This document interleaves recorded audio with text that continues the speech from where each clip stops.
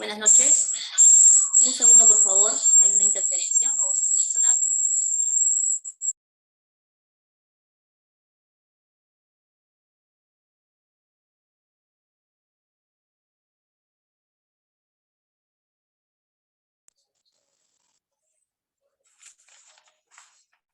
Muy bien. Buenas noches. Hoy damos inicio al cuarto módulo. En esta oportunidad está a cargo el ingeniero civil por la Universidad Ricardo Palma, especialista en gestión de riesgo de desastres. Tiene una maestría en ingeniería civil con mención en gestión de riesgos por la Pontificia Universidad Católica del Perú. Es especialista en evaluación de riesgo y evaluación de daños y análisis de necesidades EDAN Perú. Actualmente trabaja en la Dirección de Rehabilitación. Se le fue su audio. Se le fue su audio. Con ustedes, el ingeniero Luis Manuel Cueto Campos. Adelante, docente. Gracias por la presentación. Estimados alumnos, en esta oportunidad vamos a ver el tema de gestión de riesgos de desastre, específicamente la gestión reactiva. Bueno, como ustedes ya conocen, la gestión reactiva es un conjunto de acciones y medidas destinadas a enfrentar las emergencias, ya sea a consecuencia de un peligro inminente o por la materialización del riesgo, que conocemos como desastre o el impacto de daño. Esto lo podemos revisar en el artículo 6 de componentes y procesos de la Política Nacional de Gestión de Riesgos de Desastres, la ley 29664, que es la que tendríamos que tener presentes todos en este momento, la cual crea el Sistema Nacional de Gestión de Riesgos de Desastres, SINAGER. Dentro de la gestión de riesgos y de la gestión reactiva, tenemos los procesos de preparación, respuesta y rehabilitación. Estos tres procesos son administrados, responsables, en INDECI, y son los que vamos a ver a continuación. Vamos a iniciar con el proceso de preparación.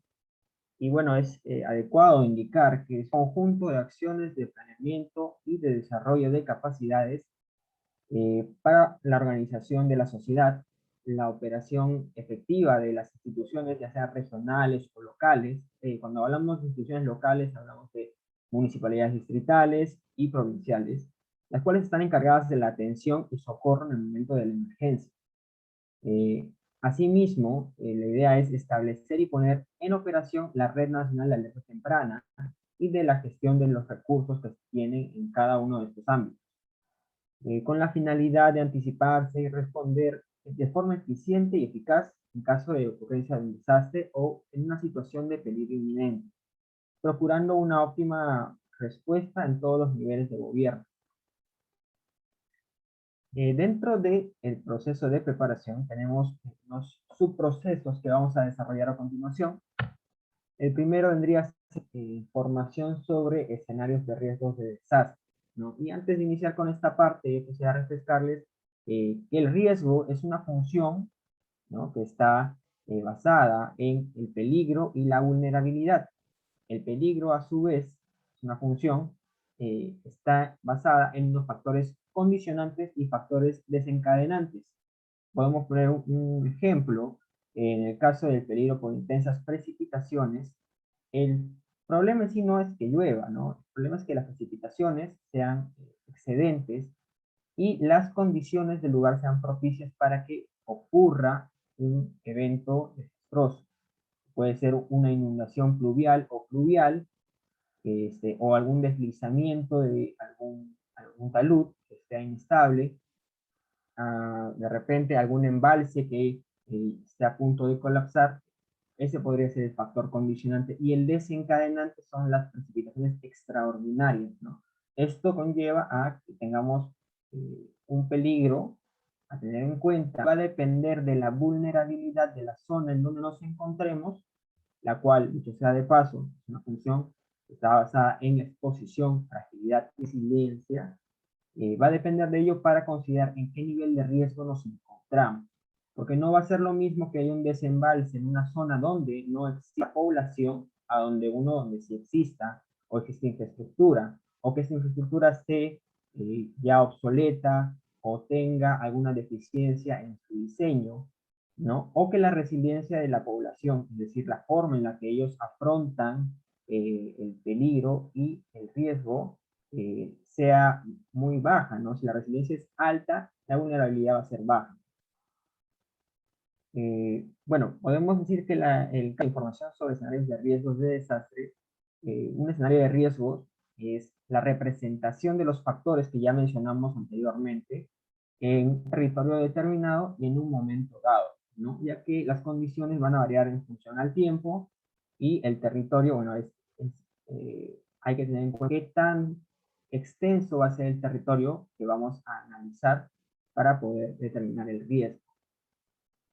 Que describe el tipo de daño y pérdida que puede generarse en caso de un desastre, ¿no? Recordemos que los daños y pérdidas son cosas diferentes, ¿no? Los daños son las afectaciones y las pérdidas son aquellas, digamos, ganancias que no vamos a obtener. Un ejemplo podría darse en el caso de que haya un huaico y afecte a cierta cantidad de pobladores que son agricultores. Los agricultores, aparte de perder las parcelas que ya tenían trabajadas, van a perder las ganancias que estaban supuestas a ganarse con ese alimento que estaban cultivando. Entonces, en ese sentido tenemos dos consecuencias diferentes ante el desastre, ¿no? Uno serían los daños, que pueden ser, como les digo, ¿no? En el caso de parcelas, pueden ser de repente los canales de riego, que pueden ser afectados, entre otros, infraestructura, y las pérdidas que vendrían a ser aquellas ganancias que no se van a poder obtener, ¿no? Que pueden generarse en caso de un desastre, en función a la vulnerabilidad existente, ¿no? La vulnerabilidad, como ya deben haber escuchado, tiene también diferentes componentes que podemos desarrollar más adelante, pero ya es materia de otro tipo de curso, que sería una evaluación de riesgos, que es un curso que lo dicta el CENEPRED y que, como ustedes conocen, es otra entidad que está dedicada a la gestión de riesgos de desastre, pero más a la gestión prospectiva y correctiva. El escenario en sí debe tomarse como base de la información técnica científica del Sistema Nacional para la Gestión de Riesgos de Desastre, ¿no? Y esto está compuesto por las entidades como el CENAMI, el INGEMET, el IGP, entre otros, ¿no? Como mencionábamos antes, el riesgo es la probabilidad de que la población y sus medios de vida sufran daños y pérdidas a consecuencia de las condiciones de vulnerabilidad y el impacto de un peligro.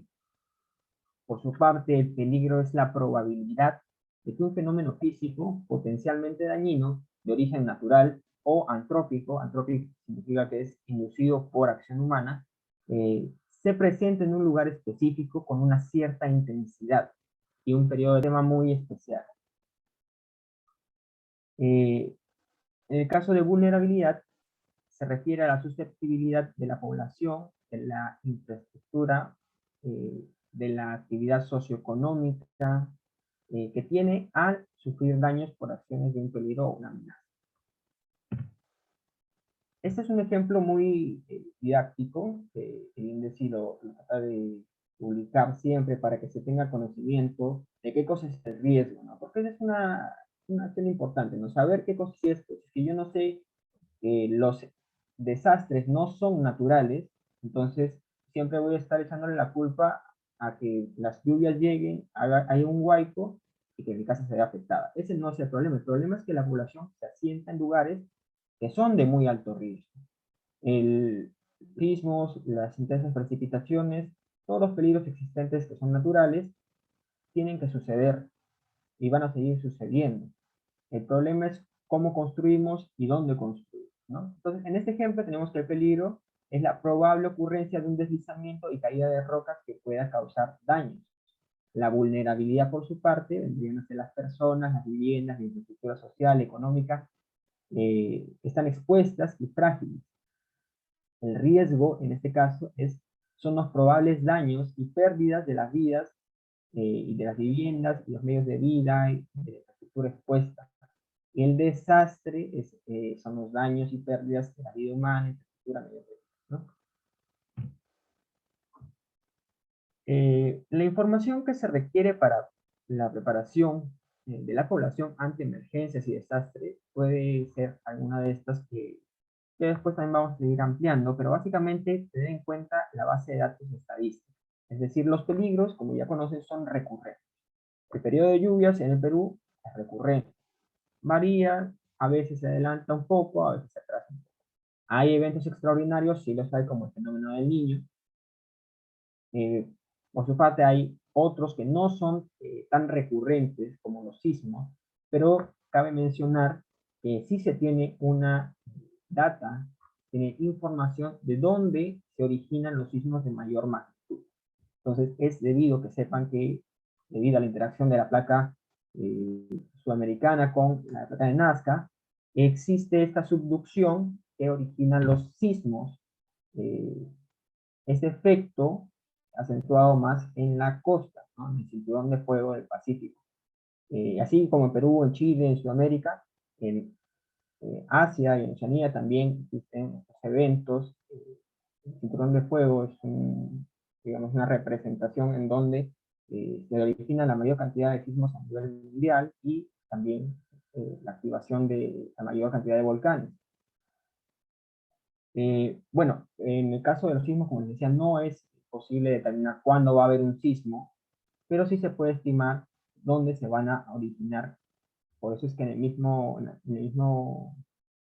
norma, la E030, para poder diseñar las edificaciones, se nos indica que existen 4 zonas diferentes eh, que tienen diferentes intensidades de sismo, ¿no? No es lo mismo hacer una construcción en Lima que hacer una construcción en Cusco o en Ucayali, ¿no? La diferencia es la recurrencia con la que ocurren los sismos y los orígenes de esto, ¿no? Porque como les mencionaba, una es la interacción que existe entre las dos placas, que vendría a ser la interplaca, la otra interacción es la intraplaca, que vendría a ser el motivo por el cual se originan los sismos en la selva, que son mucho más profundos y son menos sentidos, y la otra son las corticales, son aquellas fallas originadas por el mismo desplazamiento que años, muchos años atrás, crearon la cordillera de los Andes, ¿no? Esta cordillera de los Andes se creó por entre las placas,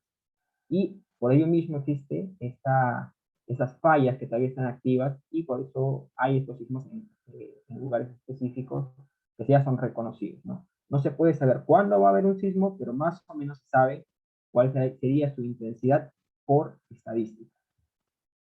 Entonces, estos datos estadísticos son muy importantes de tener en consideración. Lo siguiente sería la base de datos de estudios técnicos, ¿no? En este caso tendríamos que tener en consideración las estimaciones de riesgo, las evaluaciones de riesgo, las inspecciones técnicas de seguridad ITSE, los estudios y clasificaciones de suelo, ¿no? Esta información es necesaria que cada gobierno local, cada distrito, la vaya trabajando, porque va necesaria para el momento en el que tengamos que responder o tengamos que rehabilitar, ya podemos estar preparados. La idea es estar preparados para cuando uno de estos eventos ocurra y no empezar a hacer estos análisis en ese momento.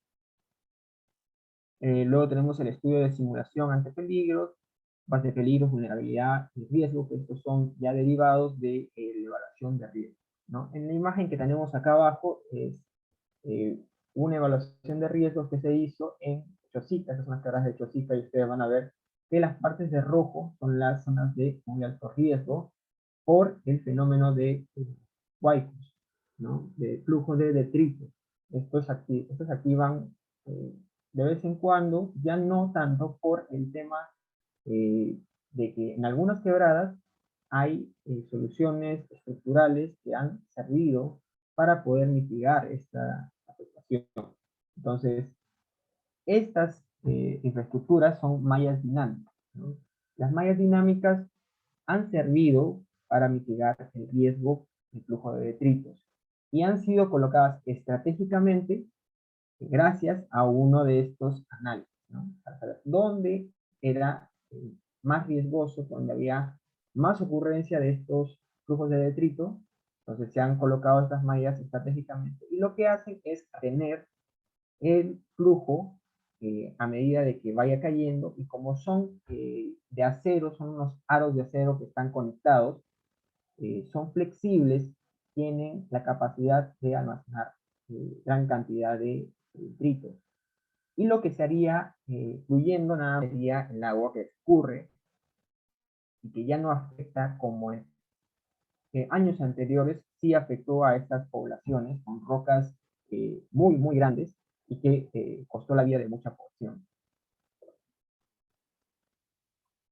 Por la parte de planeamiento, se refiere a que tiene la finalidad de crear una capacidad permanente en los integrantes del SINAGER para responder eficientemente, eficazmente ante los desastres, a fin de salvaguardar la vida de la población y su patrimonio en los 3 niveles de gobierno.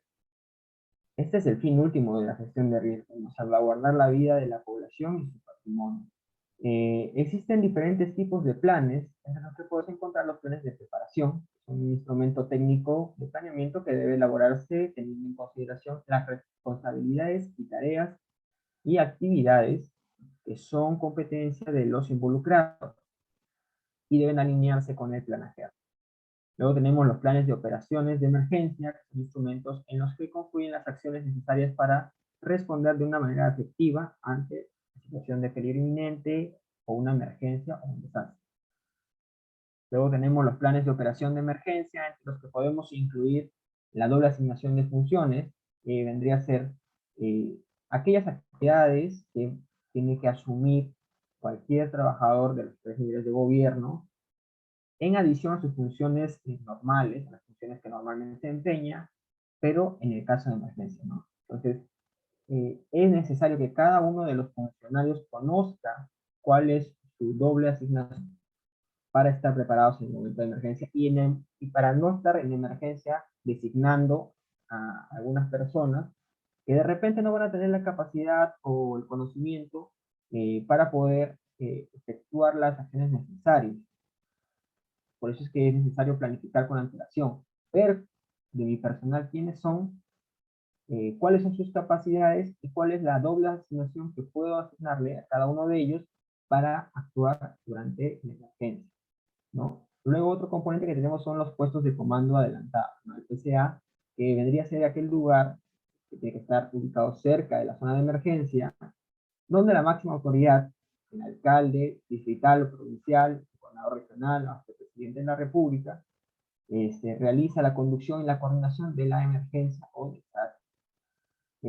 Tenemos el centro de apoyo logístico adelantado, que se escala, son las áreas temporales designadas para poder almacenar los bienes de humanitarios, ¿no? Ustedes conocen que tenemos, los gobiernos regionales tienen cada uno sus almacenes, pero a veces los almacenes no están lo suficientemente cerca de la zona donde ocurrió el impacto de daños.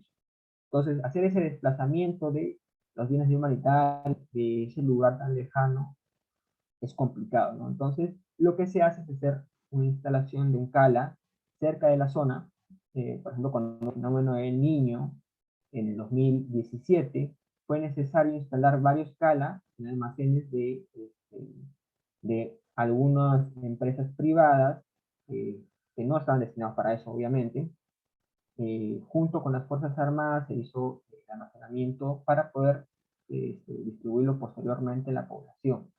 Recuerden que cuando hubo el fenómeno del Niño en 2017 fue necesario hacer el transporte de los bienes de humanitaria con buques de la Marina de Guerra, con aviones de las Fuerzas Armadas, ya que las carreteras habían quedado destrozadas y no había forma de transitar, ¿no? Entonces, eso también lo vamos a ver más adelante, pero es algo importante tener en cuenta cómo voy a llevar los bienes de humanitaria en el momento de la emergencia. Las vías van a estar habilitadas y si no lo están, ¿cómo lo voy a hacer?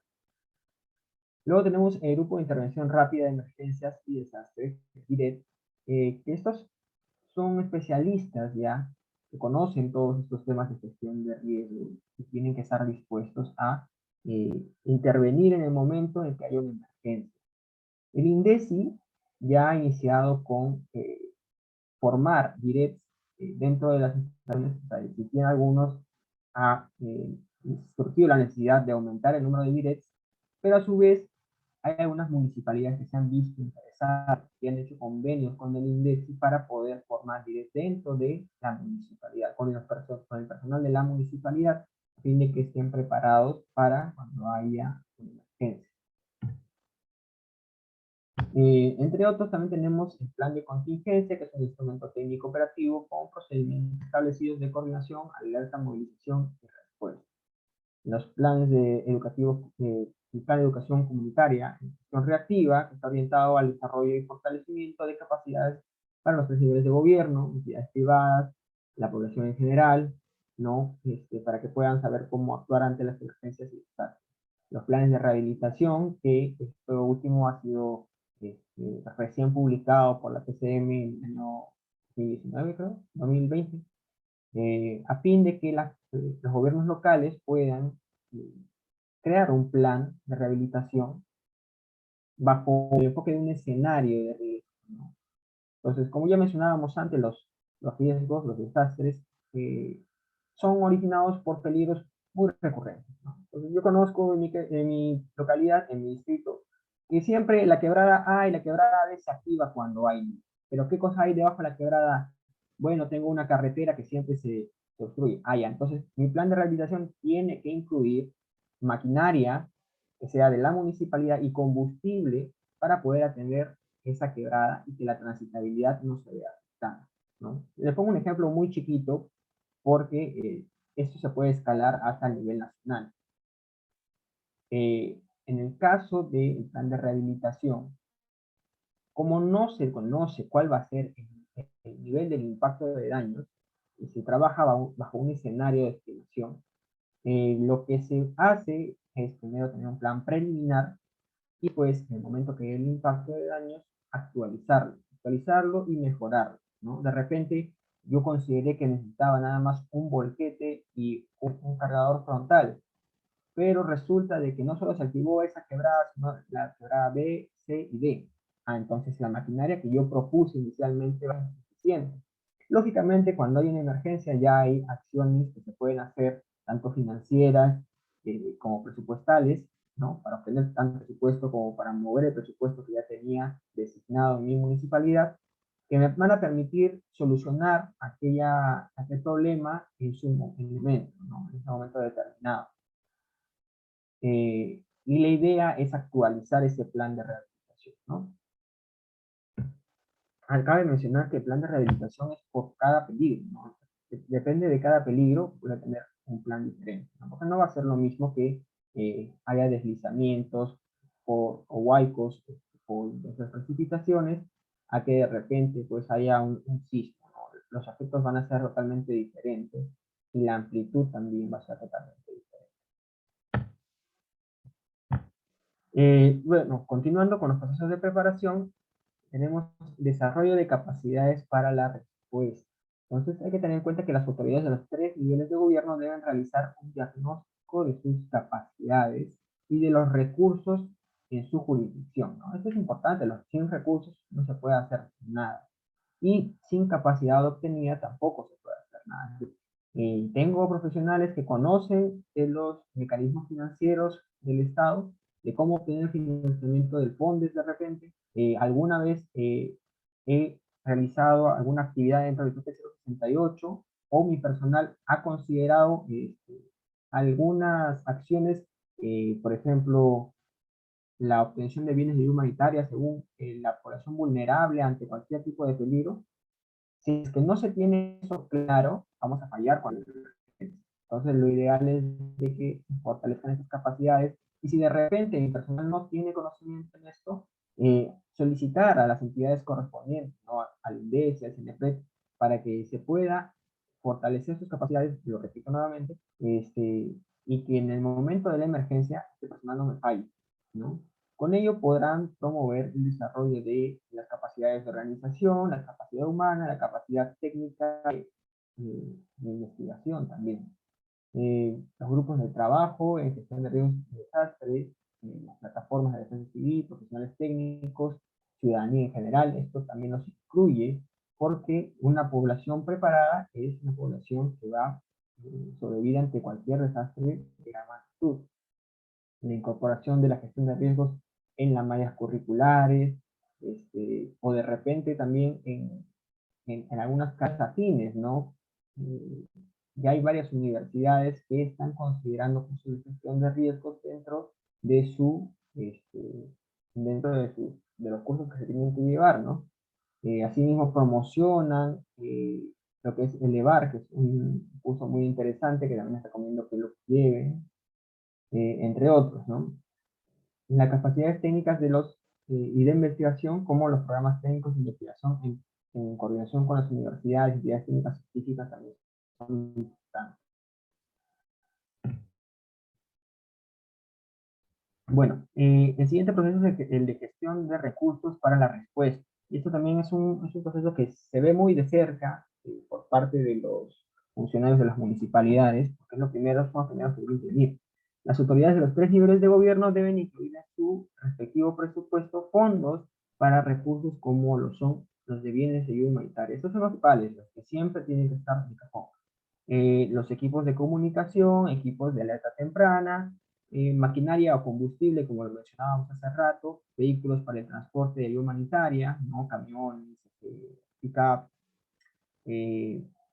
luego, entre otros, equipos de búsqueda y rescate. Normalmente esto sí ya está a cargo de un ministerio, ¿no? Lo de búsqueda y rescate correspondería al sector interior a través de la Policía Nacional o los bomberos, quienes tienen equipos más adecuados para este tipo de intervención.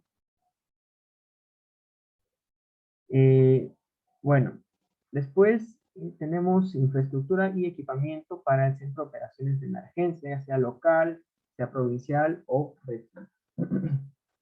Adicionalmente, los gobiernos locales y regionales, a través de sus grupos de trabajo, deben desarrollar convenios, alianzas estratégicas y otros con los organismos de cooperación internacional, ONGs, empresas privadas, ¿no? De repente se pueden apoyar en grupos tal vez no tan grandes, ¿no? Una ONG es una muy grande, pero de repente el grupo de la iglesia muchas veces sirve para este tipo de acciones, para reparto humanitaria, o para recaudar más fondos para aquellos que fueron realmente afectados, ¿no? Que son también parte de la plataforma de defensa civil. Tenemos dentro del proceso de preparación, el monitoreo y alerta temprana, que consiste en recibir información, analizar y actuar organizadamente sobre la base de un sistema de vigilancia y monitoreo de peligros. Y en este caso, establecer y desarrollar las acciones y capacidades locales para con autonomía y resiliencia. Los centros de operaciones de emergencia, sean nacionales, sectoriales, regionales o locales, se encargan del monitoreo del peligro a fin de dar alerta a las autoridades y a la población, ¿no? El CENAMI, por su parte, siempre está dando alertas cuando hay precipitaciones anómalas, cuando ya estamos cerca de la temporada de lluvias, pero a veces no es suficiente, ¿no? El tsunami no alcanza al poblador de a pie, y ahí es donde tiene que entrar el gobierno local, la municipalidad, tiene que tratar de difundir esta información para que para que los pobladores estén alertas y conozcan cuáles son las acciones que tienen que hacer cuando entremos en la etapa de lluvias, por ejemplo, ¿no? Dentro del sistema de alerta temprana, el SAT, se tiene como objetivo el monitoreo permanente de cada peligro, la comunicación a las autoridades para la toma de decisiones, bueno, para la salvaguarda de la vida de la población. Tenemos la comunicación a la población para que actúe de acuerdo a los protocolos de evacuación. Y esto es algo que vamos a ver ahora. Los protocolos de evacuación se ven mucho en este proceso de información pública y sensibilización. Y bueno, muchos recordarán cuando estaban en el colegio que se hacían los simulacros y no se les tomaba mucho en consideración. Bueno, hasta ahora mucha gente no se les toma en consideración. Pero la idea de un simulacro es de que podamos, por lo menos, conocer cuáles son las rutas de evacuación adecuadas, conocer la cantidad de las personas que de repente están en mi edificio, ¿no? Por ejemplo, donde yo vivo hay un montón, son 18 pisos, en cada piso hay 20 departamentos. Y a diario uno no se cruza con todos, pero cuando ya hay la necesidad de hacer un simulacro, una evacuación, evacuación por emergencia, uno se da cuenta de que no es tan fácil bajar las escaleras de emergencia. O sea, pueden estar construidas dentro de los parámetros de la normativa, pero a veces llegan a ser muy, muy estrechas para la cantidad de personas que viven en ese lugar, ¿no? Entonces, en un momento en emergencia, no digamos un sismo, ¿no? Que haya de repente solamente un incendio, la cantidad de personas que se van a acumular con los nervios todos alterados van a hacer que la evacuación en sí sea muy difícil, que sea muy complicada, que la misma gente pueda hasta atropellarse y pisarse cuando bajan las escaleras. Entonces, los simulacros nos hacen dar cuenta de eso, ¿no? De qué tan grande puede ser la cantidad de personas que viven con nosotros y de que no va a ser tan fácil en el momento del evento, ¿no? Entonces, los tres niveles de gobierno deben desarrollar un sistema de comunicación para informar a la población sobre los riesgos existentes, las medidas para una respuesta óptima. Esa es otra cosa, ¿no?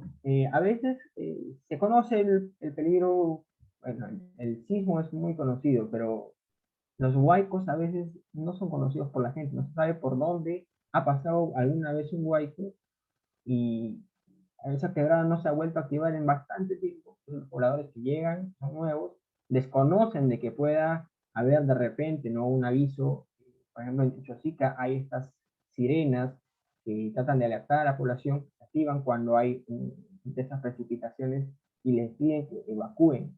Uno que es nuevo y no conoce sobre este peligro, simplemente no le va a tomar importancia, no va a evacuar. Entonces, es necesario, es responsabilidad de cada gobierno local hacer reconocimiento de los pobladores, qué es lo que tienen que hacer cuando está pasando, o cuáles son las rutas de evacuación, ¿no? De repente escucho la sirena y salgo corriendo, y en vez de irme para una zona donde ya se ha estudiado que no va a pasar el huaico, me meto en la quebrada y termino peor. Entonces los grupos de trabajo deben desarrollar las recomendaciones sobre cómo actuar ante los diferentes peligros, sea sismos, tsunami, heladas, desbordes, entre otros, ¿no? También tenemos que desarrollar los protocolos para difundir las alertas y recomendaciones de las autoridades de la población. Difundir la información a través de los medios de comunicación. Y ahora es tan sencillo como pasar una imagen por WhatsApp. No es tan complicado como era antes, que teníamos que pegar afiches o pasarlo por la radio, que se sigue haciendo, pero es necesario también que entre vecinos se brinde este apoyo, que se le tome un poco más de importancia a los simulacros.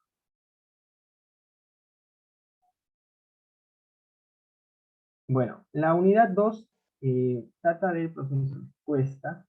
Es un proceso un poquito más amplio, pero a ver si me permiten un segundito.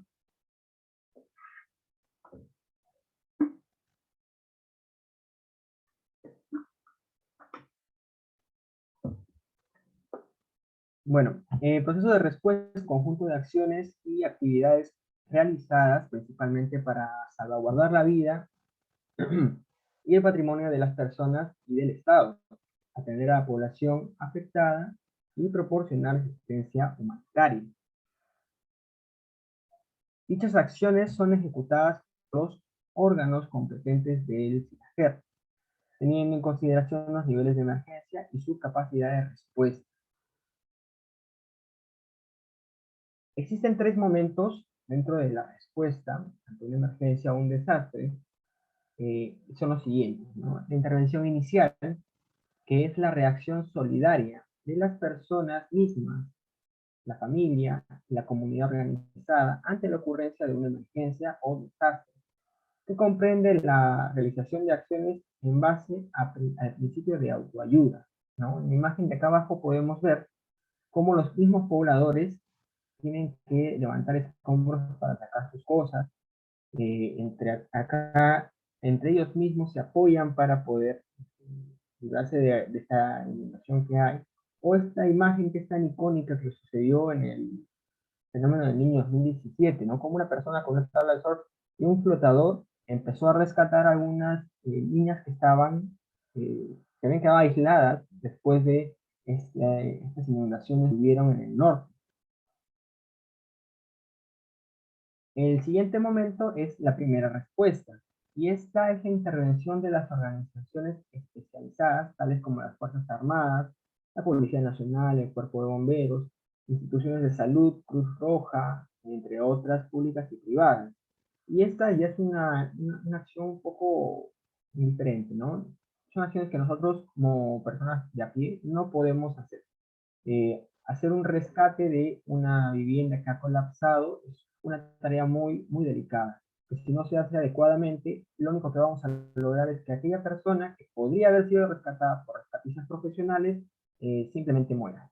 Entonces, es muy importante conocer hasta dónde podemos llegar dentro de la respuesta, ¿no? Hay acciones que podemos hacer, pero hay otras que sí deberíamos dejarle a aquellos profesionales que están preparados, están capacitados para este tipo de acciones.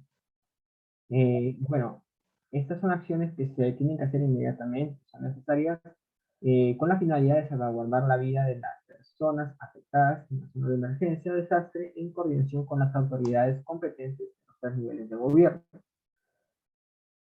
La respuesta complementaria es la que la mayoría va a conocer, es el conjunto de acciones oportunas, adecuadas y temporales que se ejecutan por parte de las entidades integrantes de SINAGER, en el ámbito de sus competencias, lógico está, y sus funciones ante una emergencia o para brindar asistencia humanitaria a la población afectada.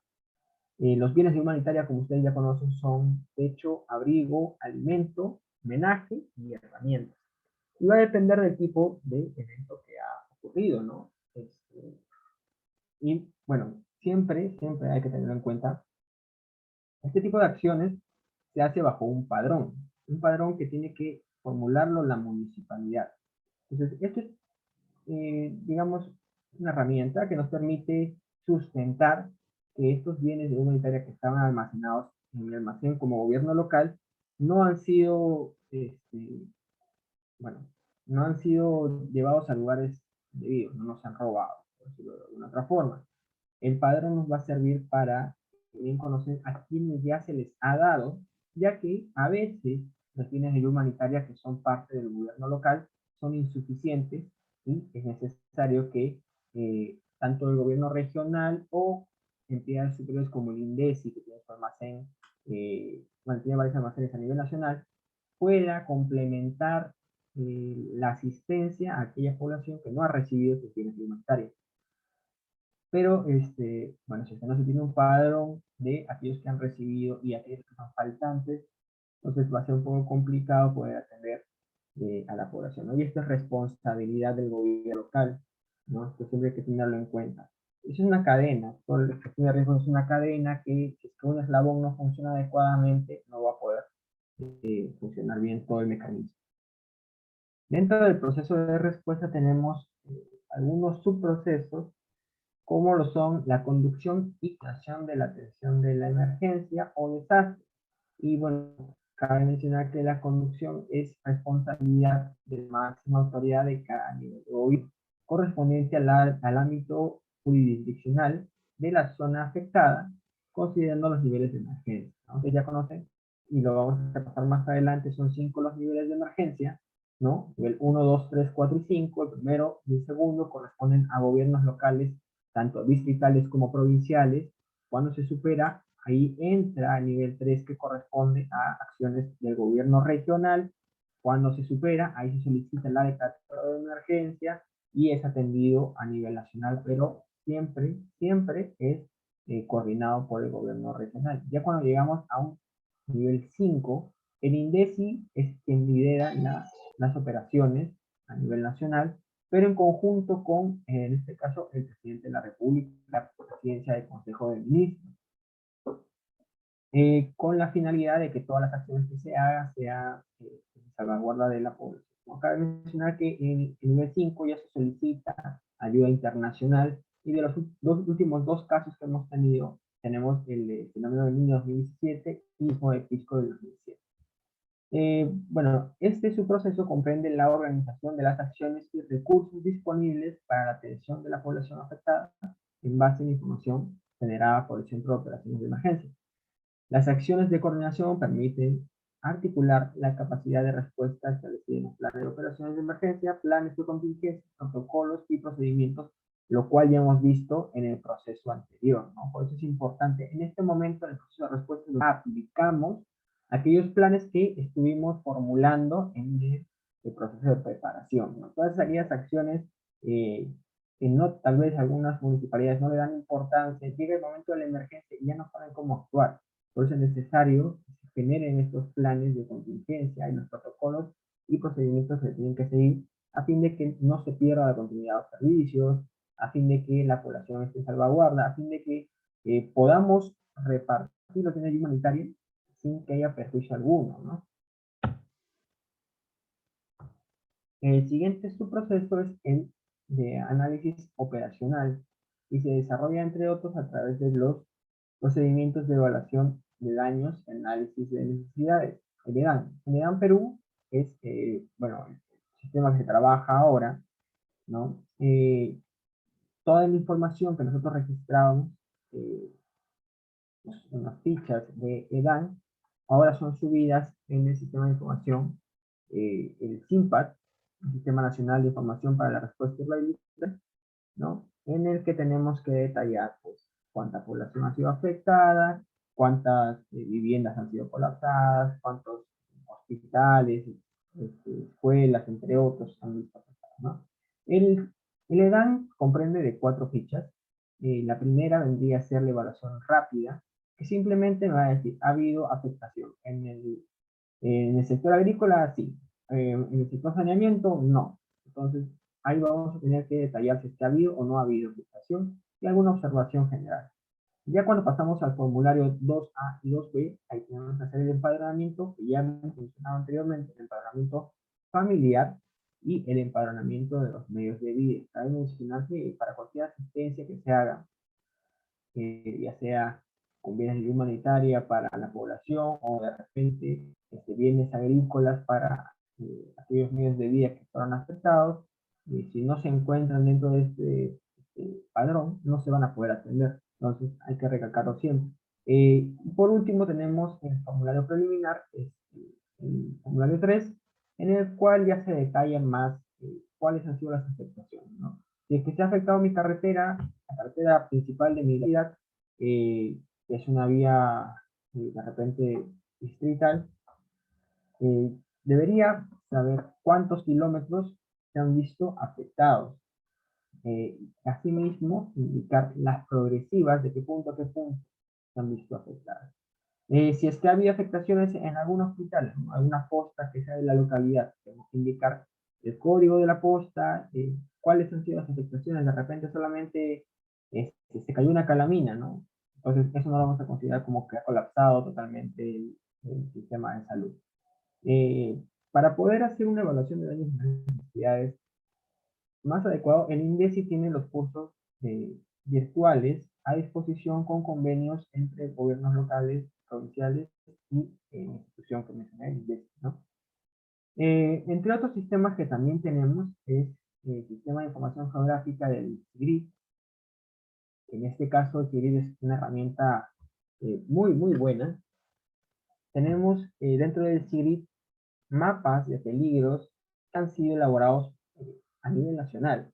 Entonces, también han sido elaborados por privados, contratados por gobiernos locales, y por las mismas instituciones del Estado como el ICMED, el IGP, entre otros. Tenemos la ubicación de hospitales, tenemos la ubicación de las viviendas dentro de cada una de las localidades, y tenemos información de esas viviendas en base a los censos que se han hecho en el 2017 y 2007. Esos censos son muy importantes.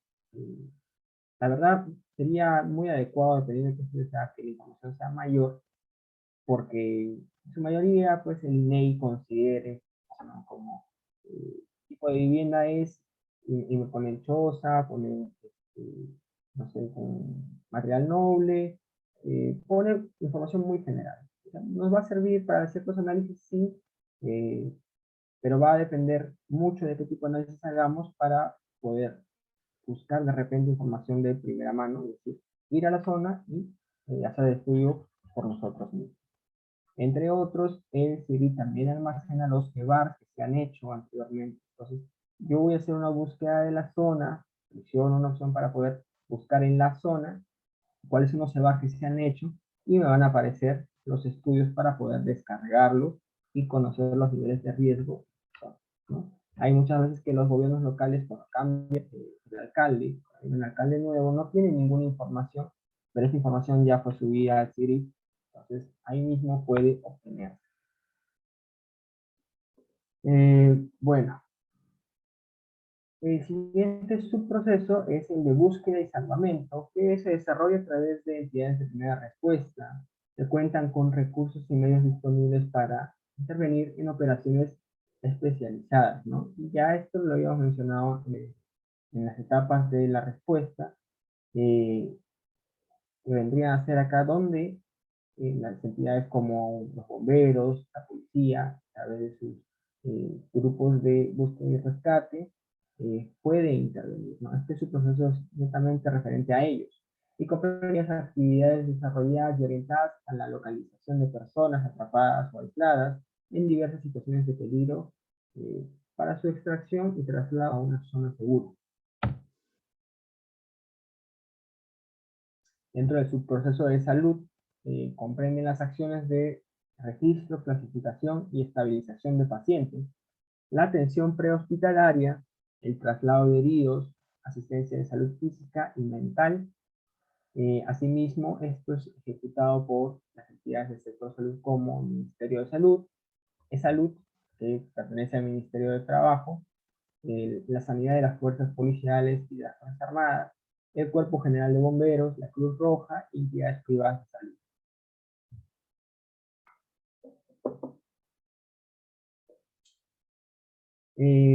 El siguiente subproceso es el de comunicaciones y comprende las actividades de planeamiento, organización, disponibilidad y operatividad de los medios de comunicación para las emergencias, que cada uno de los niveles de gobierno debe ejecutar para asegurar la continuidad de las coordinaciones ante la ocurrencia de emergencias o desastres cuando estos ocurran.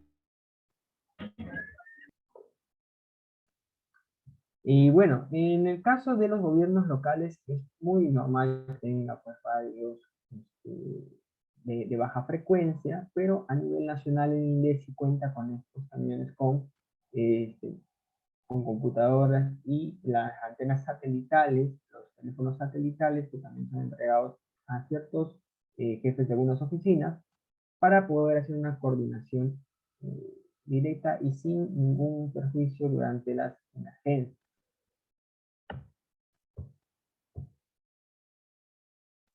Tenemos el subproceso de logística en la respuesta y este permite satisfacer oportunamente las necesidades prioritarias de la población en la zona afectada. Con el potencial humano y los recursos materiales utilizados, los medios de transporte apropiados de acuerdo a la complejidad de la zona afectada. Como les mencionaba hace un momento, en el caso del fenómeno de niños tuvieron que utilizar vehículos y bueno, estas embarcaciones de las Fuerzas Armadas, el BAP Tacna, que transportó 500 toneladas de ayuda humanitaria a Paita, o también los aviones de la Fuerza Aérea, que trasladaron también los aviones de ayuda humanitaria, que sería, en ese momento era imposible llevarlos por carretera, tanto porque estaba muy dañada la carretera en algunas zonas que era intransitable, como la lejanía, ¿no? La idea es cumplir con su proceso de logística en la respuesta, precisando con los servicios de personas especializadas, equipo, instalaciones y medios de transporte terrestre, aéreo y marítimo. El siguiente subproceso es el de asistencia humanitaria, ¿no? Y acá se trata de administrar los recursos disponibles del ámbito local, regional, nacional e internacional, ¿no? Hay que tener en cuenta que cuando ya estamos en nivel 5, se solicita ayuda internacional y esto representa que algunos países vayan a enviar ayuda humanitaria. Pero justo para mencionarles, en el 2017 hubo un inconveniente porque no hubo una coordinación adecuada y varios países, muy amablemente, remitieron bienes humanitarios, dieron bienes humanitarios que eran, bueno, no eran muy necesarios, ¿no? Debido a que eran productos agrícolas que ya se tenían dentro de la localidad y no facilitaban, ¿no? Su entrega, ¿no? Había necesidad de otras cosas. Y por eso es que el INDECI, a través de su Oficina de Cooperación Internacional, en coordinación con la Cancillería, detalla cuál es la lista de bienes de ayuda humanitaria que se van a necesitar del extranjero, ¿no? Es, como les repito, muy amable de la parte de algunos gobiernos extranjeros enviar ayuda humanitaria que esté a su disposición, pero a veces, no por tener más, vamos a solucionar mejor la emergencia, ¿no?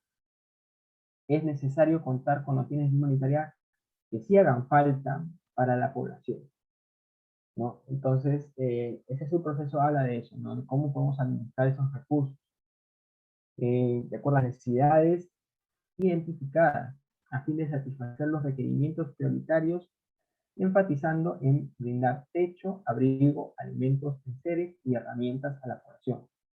La asistencia humanitaria se otorga inmediatamente, teniendo en cuenta la evaluación de daños y el análisis de necesidades que le dan. Como les mencionaba, es una herramienta que es indispensable para la asistencia humanitaria. Bueno, el EDAN, como ya les mencionamos, se registra en el SINPAD. El SINPAD genera un código y ese código puede ser visualizado por cualquier persona a través de la consulta de SINPAD o, y bueno, a través de ella misma podemos revisar cuáles han sido las afectaciones puntuales en cada localidad, ¿no? Y eso va a ser parte del trabajo que se les va a dejar, que más adelante ya lo vamos a hablar. En este caso, en esta oportunidad, vamos a proponer cuáles son las acciones que ciertas localidades van a tener que ejecutar en función a las afectaciones que hayan tenido, ¿no? Más adelante vamos a verlo con detalle y vamos a ver la forma en la que vamos a entrar al EDAN para hacer consultas. También en la página del INDECI tenemos los reportes de las emergencias, pero particularmente nos vamos a hacer una emergencia que ocurrió en Cajamarca hace poco por intensas precipitaciones. El último subproceso es el de movilización. Y tal cual indica la normativa, dice disponer y emplear recursos y bienes del potencial nacional en concordancia con la ley 28101, ley de movilización nacional. ¿Qué dice la ley de movilización nacional? Bueno, habla sobre el uso que se tiene que dar a aquellos bienes privados por parte del Estado. Claro, esto está siempre y cuando haya un evento de gran magnitud, haya la necesidad, lógico, no se pueda cubrir, y exista un decreto supremo que lo permita en su momento, ¿no? Que este decreto supremo sea exclusivo para que el gobierno pueda utilizar los bienes de empresas privadas, ¿no? Este es, digamos así, un proceso muy delicado. Muchas empresas privadas están muy reacias a este tipo de acciones, pero la normativa lo contempla y siempre es bueno que se tenga ahí por si es que en algún caso, algún evento cataclísmico, no estamos libres de que pueda ocurrir, pase, y va a ser necesario hacer uso del potencial humano y de los recursos materiales de estas empresas privadas. Bien, acá hay algo de bibliografía que me gustaría que se pueda ver, ¿no? Los catálogos de bienes de ayuda humanitaria del 2011, el decreto legislativo 1129, el sistema de defensa nacional, el decreto supremo 021 de 2008, el Ministerio de Transportes, que es el reglamento de transportes terrestres de materiales y de residuos peligrosos, el decreto supremo 031 de 2008, que son los criterios de jerarquización de los almacenes de defensa civil, el 048/2011, que es el reglamento de la ley 9664, la ley 28101, ley de movilización nacional, la 29664, la ley del Sistema Nacional de Gestión de Riesgos, que ya les mencionamos, entre otras normas técnicas. A ver, ¿cuántos somos? Somos 20. Ya, vamos a ver ahora el trabajo que va a hacer para la siguiente clase, pero me gustaría escuchar las opiniones de cada uno de ustedes, si tuviese alguna consulta, mientras vamos viendo esto del trabajo final. Ingeniero, buenas noches. José Acosta de Moquegua. ¿Qué tal, José? Por servicio, habló usted sobre los momentos de la emergencia. Así es. Solamente para tomar el dato correspondiente, ¿podría indicarme nuevamente el número 1 y el número 2, por favor? Claro. A ver, justo en los momentos de la emergencia tenemos la intervención inicial, que hace referencia a aquellas acciones que hace el ciudadano de a fin de apoyar al vecino o a la familia, ¿no? Hablamos de acciones que están dentro de nuestro alcance, ¿no? De repente tratar de limpiar los escombros para poder recuperar bienes personales o, o similares, ¿no? Rescatar aquellos bienes que son importantes antes de que llegue pues la ayuda especializada. El segundo momento vendría a ser la primera respuesta, que está a cargo de organizaciones especializadas. Hablamos de las Fuerzas Armadas, de la Policía, del Cuerpo de Bomberos, la Cruz Roja, que ya van a ver temas como, de repente, ¿no? Remoción de escombros, salvar personas que están dentro de ellos, ¿no? O ya vamos al rescate de cadáveres también, ¿no? Que a veces han quedado en situaciones que cualquier persona no se atrevería a hacer, ¿no? A movilizar un cadáver. Esos serían los dos primeros momentos, y ya el tercero es la respuesta complementaria que habla pues, de los bienes de ayuda humanitaria y cómo debemos distribuirlos para que la población esté bueno, un poco mejor que cuando ocurrió el desastre, ¿no? No vamos a decir que los bienes de ayuda humanitaria son la salvación o que es lo que se les da para que estén contentos de momento, ¿no? Pero es una pequeña ayuda que es necesaria. Conforme, ingeniero, muchas gracias por su atención. ¿Alguna otra consulta? Ven que su participación es calificada y va a ayudarles en el trabajo final.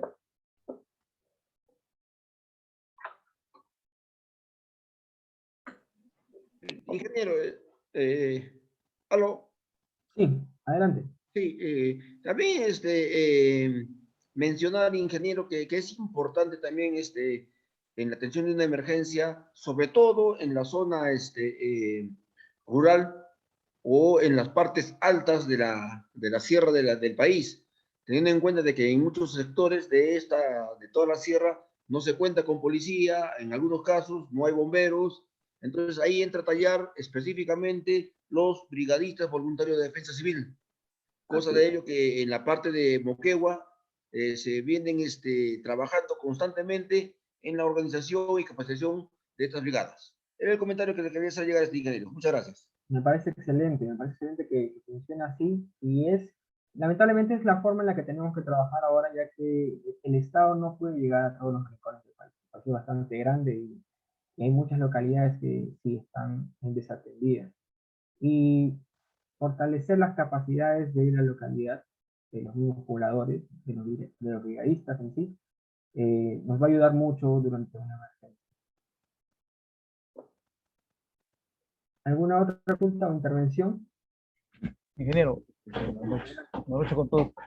Al respecto del EDAN, ¿usted nos va a hacer un repaso? Porque el EDAN, bueno, yo he hecho el curso del EDAN Perú, que es el que se está llevando en estos momentos, ¿no? Donde usted, como me ha indicado ahí, hay un modo de llevar, pues, ¿no? El, el conteo de las familias, ¿no? En el caso de las familias afectadas, ¿no?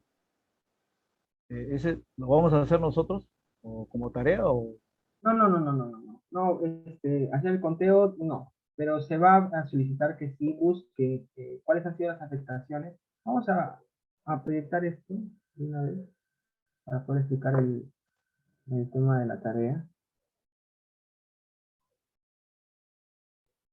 Ya, este es el decreto supremo que vamos a ver en esta oportunidad. Este es el decreto supremo que declara estado de emergencia en varios distritos de algunas provincias del departamento de Cajamarca por el impacto de daños a consecuencia de esas precipitaciones. Este es el decreto supremo 053-2021. Ya tomen nota, esto lo van a buscar en Google, encontrar muy fácilmente en peruano. Y bueno, son 32 gobiernos locales que han sido declarados en emergencia, ¿no? Entonces cada uno va a tomar uno de estos gobiernos locales. Ya me pasaron la lista de ustedes. Creo que son...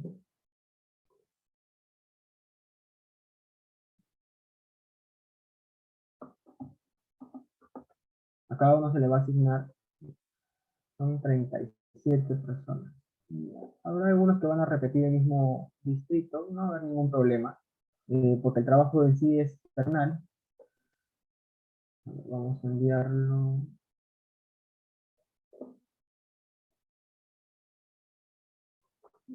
Les voy a compartir la lista de asistencia. Cada uno tiene un número de orden y este número va a ser el mismo. ¿Reciben el archivo? Sí, ¿no? Cada uno va a tener un número de orden y va a coger el distrito correspondiente a ese número de orden. El número 33 cogería de nuevo el 1, el 32, 2, así sucesivamente, ¿no? Los que siguen, hasta completar los 35. Respecto a la tarea,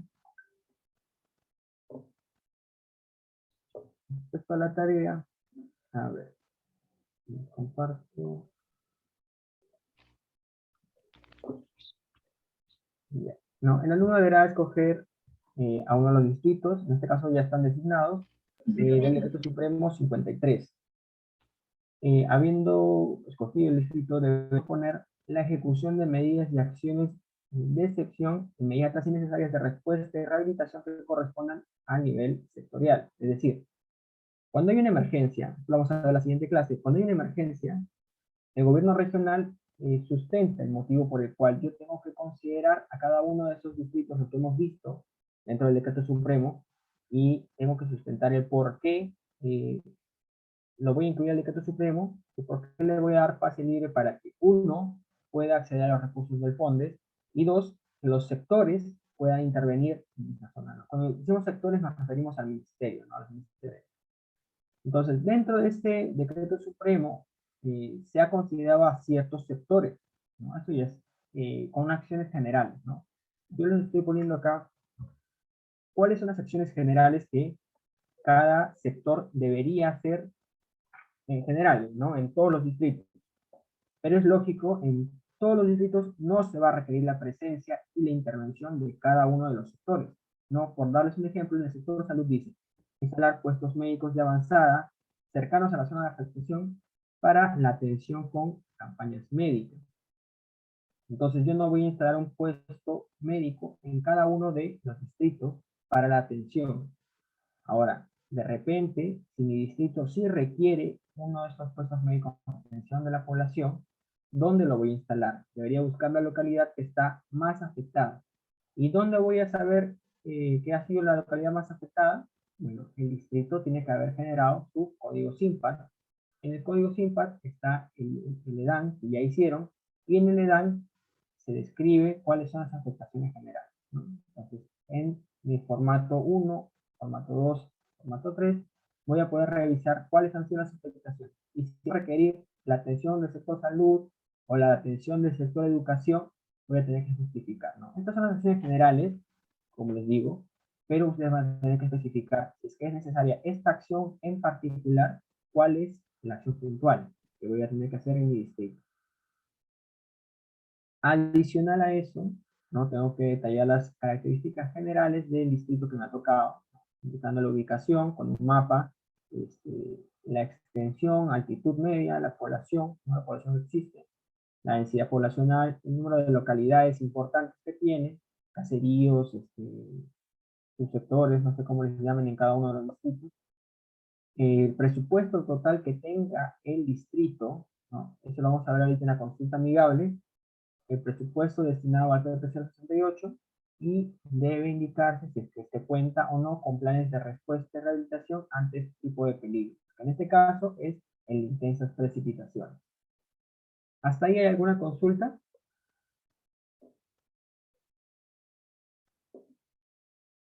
Sí, ingeniero, buenas noches nuevamente. ¿De alguna manera vamos a poder tener acceso al SIMPAD para poder verificar esa información o ustedes nos lo van a facilitar?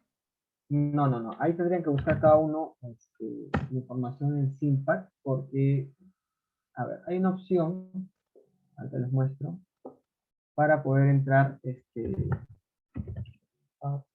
para poder entrar a visualizar lo que hay, ¿no? De manera, digámoslo así, eh, como visitante, ¿no? Acá tenemos la opción de consulta, entramos al SIMPAD, tenemos simpad.indesi.gov.p/simpad2. Sí se ve en mi pantalla, ¿no? ¿Sí? Entonces, acá en la parte de Sí, sí, abajo, ya, en la parte de abajo tenemos ingresar, que vendría a ser para los que tenemos código, y consultas para los que no. Entonces, en consultas, acá voy a buscar o bien el código, que si no lo tengo, o voy a buscar el departamento, la provincia y el distrito correspondiente y el tipo de emergencia, ¿no? Y ahí me va a dar los registros impact que tiene cada uno de los distritos, ¿no? A ver, registros impact, en este caso no hay.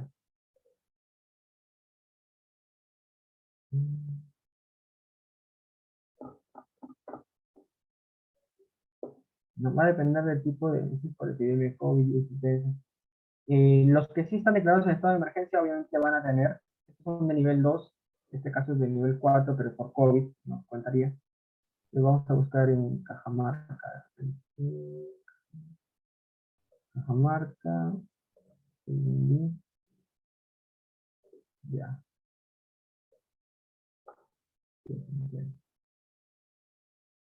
Y acá voy a descargar los formatos. Esto sería para el registro de emergencias en IMPAS. La otra opción es a través de la página de INDECI, reporte de emergencias.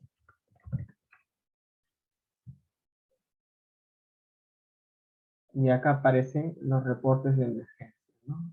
Pongo el título, por ejemplo, Cusco, o el tipo de emergencias que ha habido y el año de ocurrencia, ¿no? Entonces, la emergencia va a ser por intensas precipitaciones, puede haber huaicos o puede haber inundaciones, no sé, ustedes tendrán que averiguar según el distrito en el que se encuentre, y obviamente el año 2021. Y acá les va a aparecer para que puedan descargar, ¿no? En este caso, acá ya me descargó les mostraba el reporte SIMPAD en Selendín, y en este caso me dice la población que ha sido afectada en las localidades que ha sido afectada, en estas localidades de Selendín, los daños en viviendas, ha habido la atención de emergencia.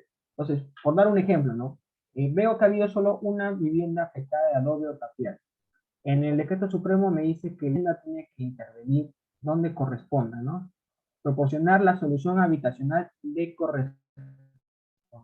Si es que tengo una vivienda de adobe o tapial que ha sido afectada, ¿corresponde que el ministerio venga y le entregue una vivienda nueva a este señor que se le ha afectado su vivienda? No, ¿cierto? Porque, bueno, primero que los fondos no se dan así nomás, no se dan para cuando hay una afectación mínima, y segundo, que tendría que estar destruida, en el caso institucional, ¿no? Por ejemplo, en el caso este, de Villa El Salvador, no sé si recuerden que hubo una explosión a consecuencia de que un camión de gas se chocara, ¿no? Entonces hubo una explosión y aparte de morir bastantes personas, se afectó gravemente la infraestructura de dos viviendas que estaban en las dos esquinas. Entonces, en ese caso excepcional eran dos viviendas nada más. El Ministerio de Vivienda sí tuvo que reconstruirlas como un bono para poder atender a esas poblaciones. Este contrato que hizo el Ministerio de Vivienda por su parte, no es que le haya entregado la plata para que... Pero se entendió la idea. Busco en el SIMPAD, veo mi registro y trato de analizar cada uno de los registros que se han hecho, ¿no? En este caso solo hay estos registros, tanto en vivienda, en materiales, ¿no? Normalmente hay más. Y según lo que me indica el decreto supremo, es todo lo que ven de color azul, voy a tener que analizar si corresponde o no la intervención, ¿no? Si corresponde, tengo que sustentar el por qué corresponde, y si no corresponde, tengo que sustentar el por qué no corresponde. Tenemos 1, 2, 3, 4, 5, 6, 7, 8, 9 sectores. 9 sectores que tenemos que contrastar con información general, ¿no? Y cada uno de los sectores vamos a tener que hacer una descripción. Muy aparte de todo esto, y de la descripción de la afectación que haya habido en ese distrito. ¿Quedó claro? No, el trabajo no es para hoy, el trabajo es para la siguiente clase. O sea, bueno, el domingo lo dejamos y tenemos que enviarlo a un correo que ya lo vamos a facilitar los... Roger no sé si estará en la sala, ya les vamos a pasar el correo para que lo puedan enviar ahí el trabajo. Es después de la siguiente sesión. Ya, antes de esto, vamos a ver un ratito lo que es el CIGRID, porque también me parece una herramienta que ustedes deben conocer. Entonces, los que son ingenieros o arquitectos de repente también, y han trabajado con sistemas de información geográfica, van a ver que el CIGRID es una herramienta muy conocida, ¿no? Es casi como utilizar el Google Earth, o de repente utilizar QGIS o LARGIS, ¿no? Entonces, lo primero, lo principal, hay que registrarse, ¿no? El registro es gratis, no se tiene que pagar nada.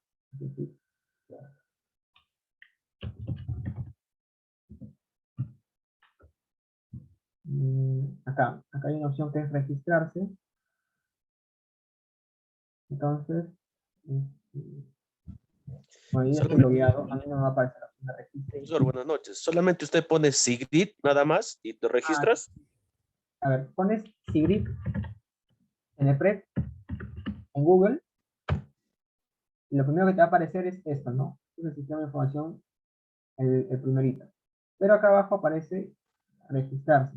Entonces cuando te registras, te va a pedir tus datos, nombre, profesión, lugar de ubicación, no sé qué otros datos más te pide, pero ya estoy logueado, no podría, no sé cómo. A ver, acá. Ya está, así te aparece, ¿no? Si no tienes una cuenta de usuario, nada más pones tu correo y ingresas, ¿no? Ya como yo tengo una cuenta, mejor mi contraseña. Ok, profe, gracias.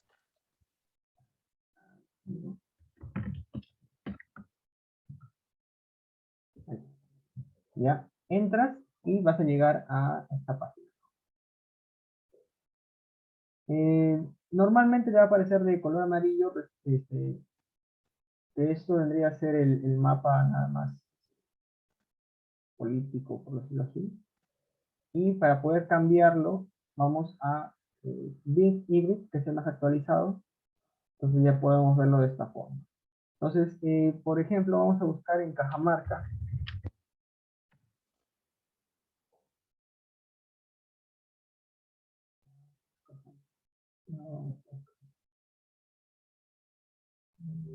Ya, en Jaén, creo que también está la emergencia en Jaén. Si no, nos va a salir de este lugar.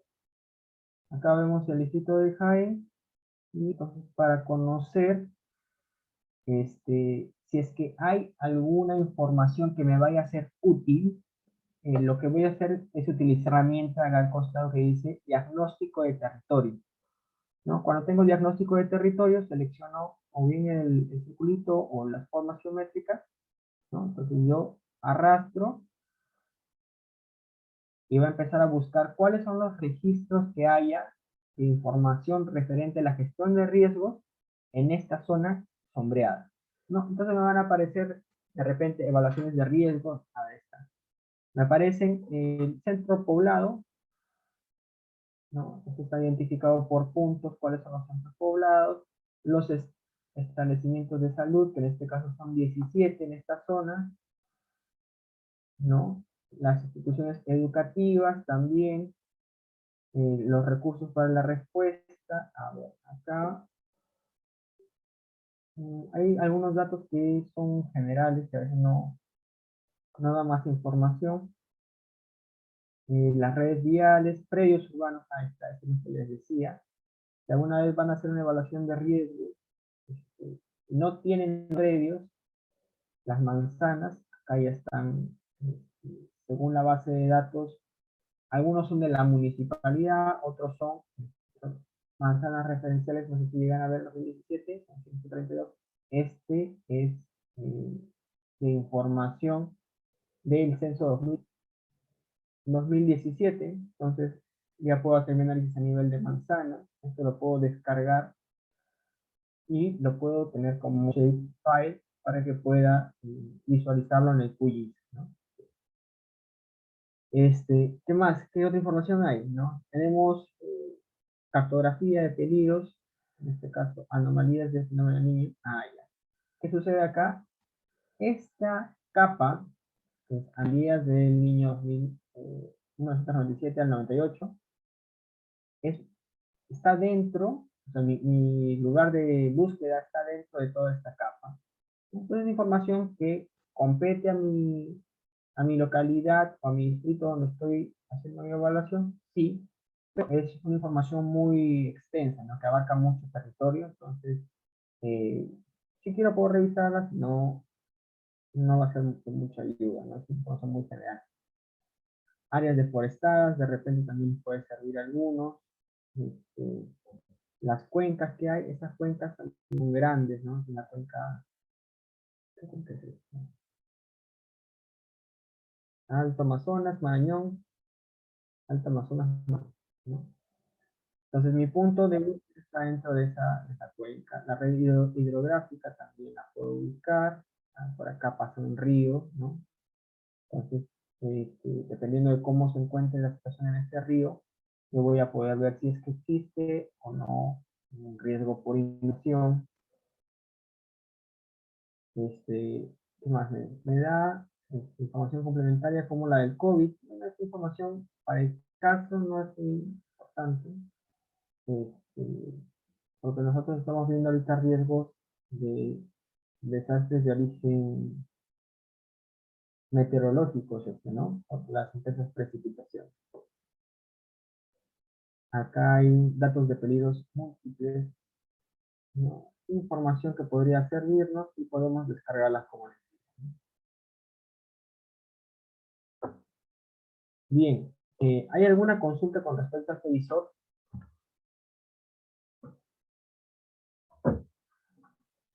Si tuvieran alguna consulta con respecto al visor.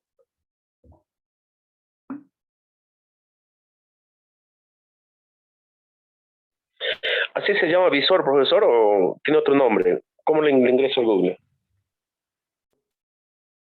Pueden ponerle Sigrid Cenefret, nada más. Así lo van a ubicar más fácil. Pero el nombre que se les da, son visores, ¿no? Así se le denomina.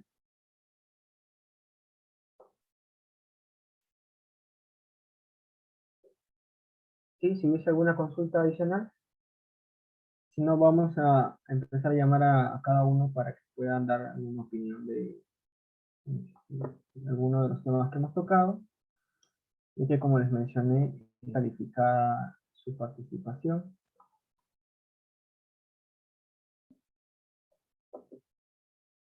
Bueno, entonces, Alfonso Ugarte Cosio.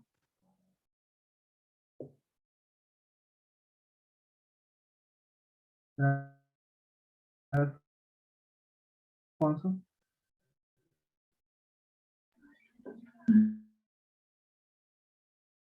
El señor Alfonso Palomino Rojas.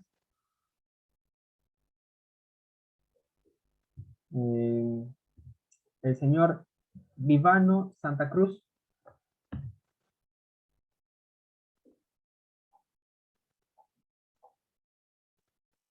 La señora Edith Jañari. Ingeniero, buenas noches. ¿Qué tal? Buenas noches, ¿cómo está Edith? Este, ¿me podría, quisiera consultarle, ¿qué especialidad tiene usted? Bueno, yo trabajo en una municipalidad distrital. De ¿Ya? profesión soy docente. Bueno, sí había recibido algunas capacitaciones acerca del SIGRID. ¿Ya? También tengo acceso. El problema que tengo al respecto del tema de SIGRID, en el cual no he podido trabajar, es el problema, de acuerdo a lo que yo veo, es el Internet, la Ya. velocidad del Internet. Así cuando quiero trabajar mis mapas, sacar la información, bueno, no carga como ahorita, por ejemplo, visualizo, ¿no? Cómo carga rápidamente. Ya. En este caso le recomiendo Eh, utilizar el Google Street. Este de acá, el primerito, es más ligero. ya, Es más ligero. Y bueno, en todo caso, hace las búsquedas más pequeñas, ¿no? De repente, cuando se hacen las búsquedas muy amplias, a veces no podemos cargar toda esta información que se da, ¿no? Pero bueno, yo quisiera consultarle de repente sobre el tema que ya hemos estado viendo ahora en clase. ¿En qué municipalidad me dijo que trabajaba? bueno, laboro en la Municipalidad Distrital de Santa Lucía, provincia de Lampa, departamento de Puno. En Puno. En Puno tenemos el peligro por heladas y viajes, que es muy recurrente, ¿cierto? Sí, por el lado. ¿Esto ha sido declarado alguna vez por heladas y viajes? No, No. Bueno, el año pasado sí había por peligro inminente ante lluvias intensas. lluvias intensas. Ya.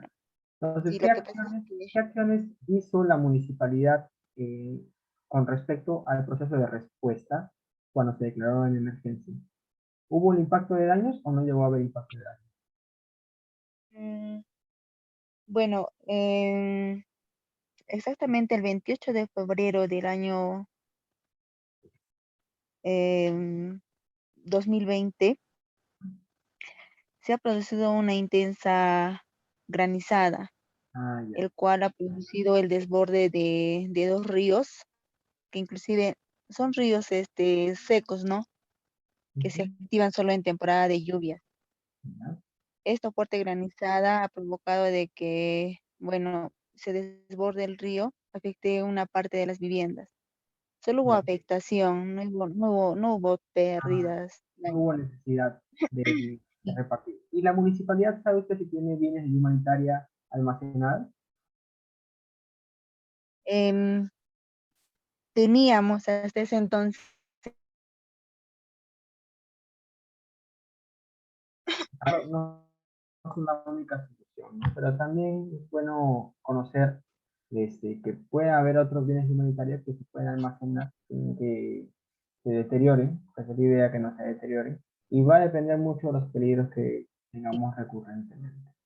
Muchas gracias, Edith, por su participación. Pasamos a... Antes, ingeniero, antes una consulta. Bueno, por ese peligro inminente, bueno, antes tal vez no se ha dado a las comunidades pacas de avena. Bueno, pero creo que no era por temas por heladas y en Ajá. la época del viaje, ¿no? Donde no hay pasto para los animales. Eh, Esa es una acción que, bueno, vamos a ver la siguiente clase con el tema de rehabilitación y de atención a los medios de vida vulnerables. El medio de vida principal en esa zona, me imagino que debe ser la agricultura y la ganadería, ¿cierto? Entonces, cuando hay heladas y frías, como usted lo menciona, siempre hay ese tipo de afectaciones porque no hay pasto disponible para los animales o a veces por el estiaje no hay agua suficiente para que puedan beber. Y el Ministerio de Agricultura, a través de sus programas, este, brinda pues esta facilidad de la repartición de pacas de heno y a veces también multivitamínicos para el ganado, para que puedan soportar las bajas temperaturas. Entre otros también la creación de cobertores, cobertizos, ¿no? para que puedan sobrellevar esta difícil situación de las heladas y friadas. Si le parece, podemos pasar con otra participante, con Erika Sánchez. ¿Será Erika Sánchez?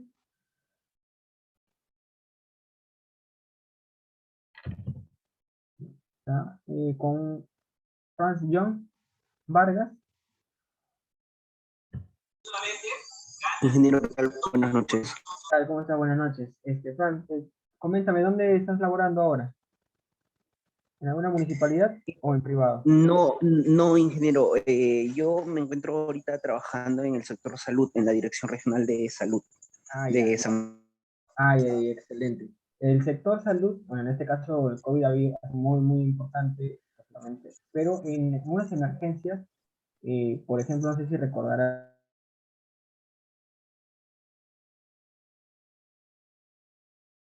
la que mencioné, gran afectación de población, de personas, hubieron como 19 muertos.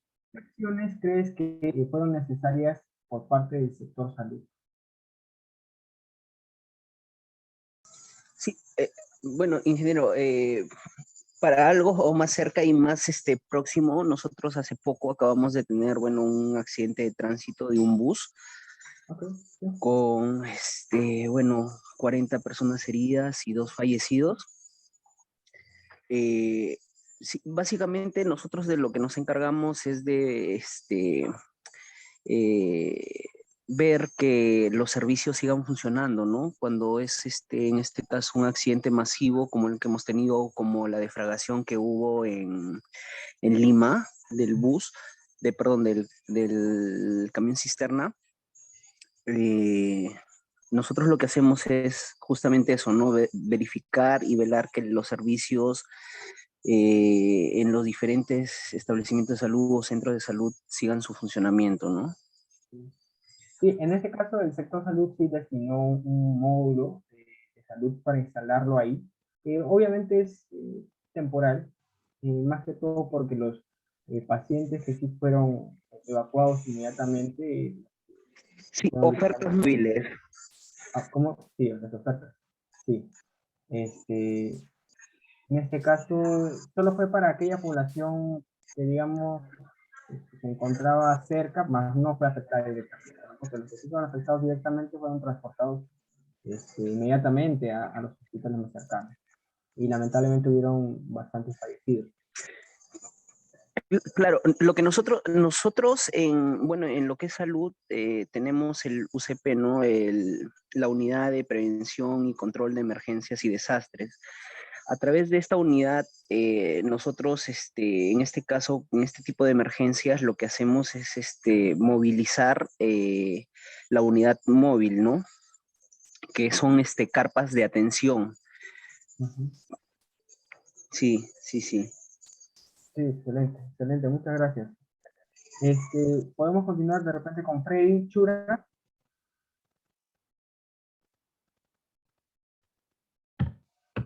Ya, con Gilder Barbarán.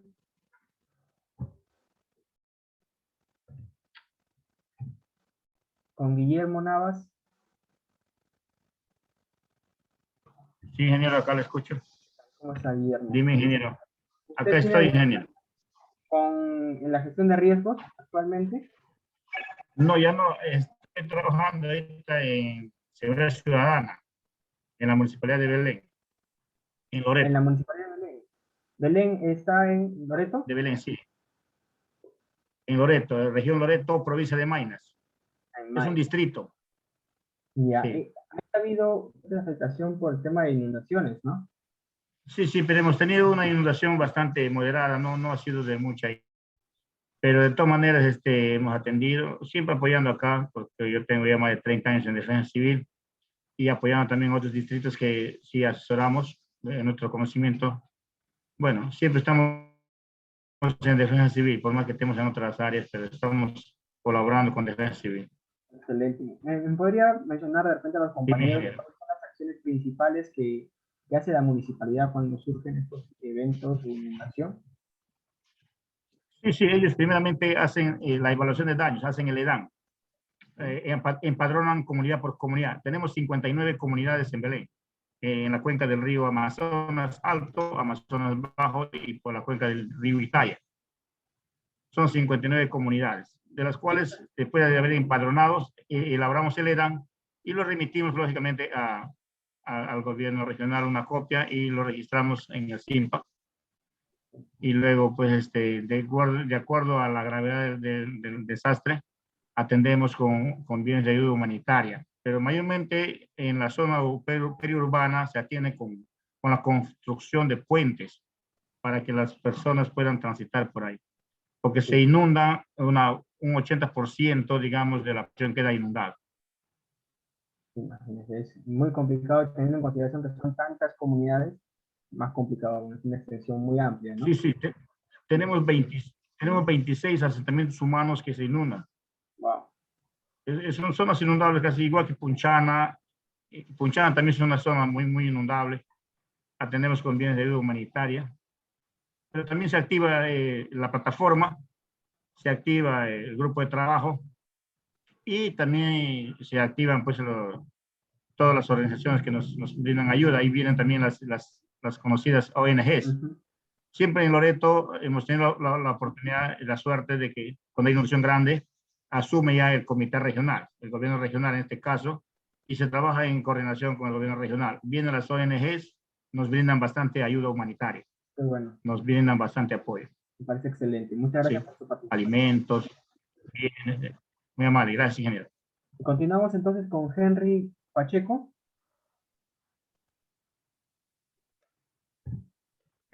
Ya está, con Horacio Lorenzo Caguasa.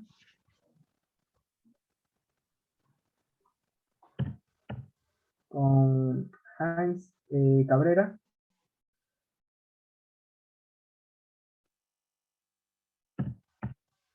Con Jairo Chunga.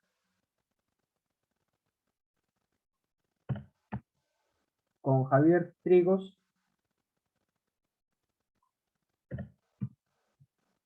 Con Javier Calcina.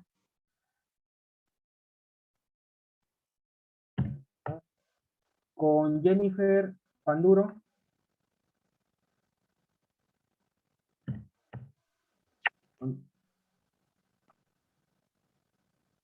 ¿Sí? Jairo Chunga. Sí, buenas noches, Jairo. ¿Qué tal, Jairo? Coméntame, ¿en qué municipalidad trabajas o en dónde estás laborando ahora? Chunga.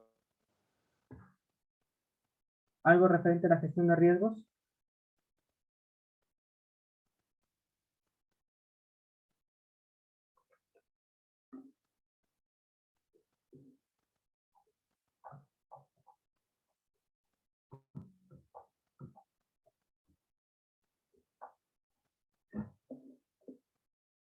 Bueno, continuamos con Jessica Castillo.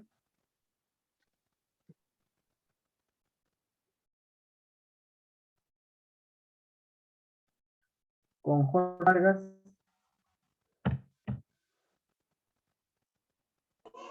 Jorge Vargas, mi ingeniero.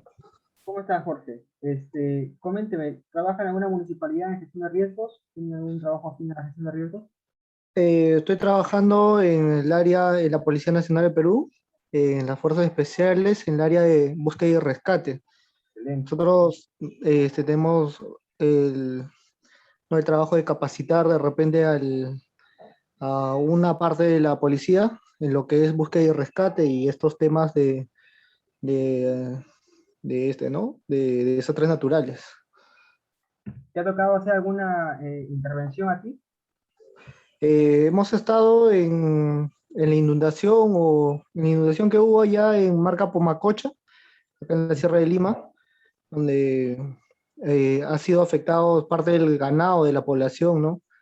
Y hemos hecho como una ayuda a las personas en recuperar de repente alguna de las cabezas de ganado, pero en sí no ha habido viviendas afectadas tampoco. Ya, más que todo ha sido con el ganado de las personas que representa su medio de vida. Claro. Excelente. Excelente. Muchas gracias por tu participación. Pasamos con José Acosta. Presente, ingeniero. tal, José? Me parece que usted sí ya participó anteriormente, trabaja en Moquegua, ¿no? Conforme, ingeniero, conforme. ¿Alguna experiencia de gestión de riesgos en la parte de preparación o de respuesta que quisiera compartir? Sí, cómo no, ingeniero. Tuvimos la oportunidad de trabajar en la emergencia del volcán Ubinas en el año 2005-2006, en la explosión del 2016 y en la última del 2019. Básicamente estuvimos a cargo de todo el proceso de empadronamiento, evacuación y la instalación de albergues para la población que fue afectada por el proceso eruptivo del volcán Ubinas. Excelente. Sí, ese fue un proceso, bueno, que está todavía, ya está en alerta amarilla, ¿no? Están, o en verde, me parece. Pero sí, actualmente el volcán se encuentra en alerta verde, pero hay que tener en cuenta de que el volcán Ubinas es el volcán más activo de todo el arco volcánico del sur del Perú, ya que hasta el momento, desde el año 600, tenemos registrados 26 procesos eruptivos, con el último de 2019, 26 procesos eruptivos, lo cual pues lo cita al volcán como el más activo del arco volcánico del sur del Perú. Sí, y es lamentable que la población no quiera dejar ese lugar, porque se ha destinado a un lugar para que puedan ser reasentados. Y bueno, con respecto al reasentamiento poblacional, hay un anexo que se llama Querapi, que en línea recta al volcán está pues a 4 kilómetros solamente. Y cada vez que entra en proceso de erupción es el anexo o el pueblo que se ve más afectado. Entonces, este anexo está siendo asentado en las Pampas de Hawái. Esto está en la provincia de Mariscal Nieto. El problema de esta ubicación, hay un proyecto ahí para poner agua a un desierto enorme. Entonces, hay problemas todavía con el tema de la instalación de agua. A la cabecera de la Pampa ya ha llegado toda la instalación hidráulica. Lo que falta es de que el agua llegue con la presión y la cantidad necesaria para poder atender a toda la población que está asentada ya en estas Pampas de Hawái, en la provincia de Mariscal Nieto, región Moquegua. Excelente. Un poco complicado, este proyecto es bastante grande, ¿no? Sí, bastante, porque cada vez que el volcán está en un proceso eruptivo, estamos hablando inicialmente de una evacuación de unas 1.500 personas aproximadamente. La ventaja es de que ya se tienen ya albergues instalados a 10 kilómetros del volcán, donde definitivamente va a caer, cae ceniza, pero ya pues estamos lejos del peligro principal, que vendría a ser un flujo piroclástico. Excelente. Muchas gracias por su participación, José. Sí, no tiene por qué, ingeniero. Y solamente un pequeño aporte, recordarles también a todos los compañeros de que en la Sierra del Perú tenemos bajas temperaturas y el friaje solamente se da en la selva. Gracias, ingeniero. Muchas gracias. Pasamos con José Matallano, perdón. José Matallano. Sí, ingeniero, dígame. ¿Qué tal? ¿Cómo está, José? Nos comenta un poco sobre dónde trabaja usted, algo relacionado a la gestión de riesgos.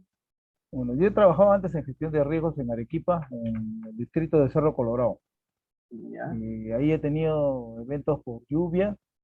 Hemos ido a ver, bueno, las zonas afectadas. También hemos hecho pues el EDAN también ahí, ¿no? Se ha apoyado a las personas que han sido damnificadas o afectadas, ¿no? Porque que había hoy una de la torrentera, tenía primero del volcán Chachani, hay una, como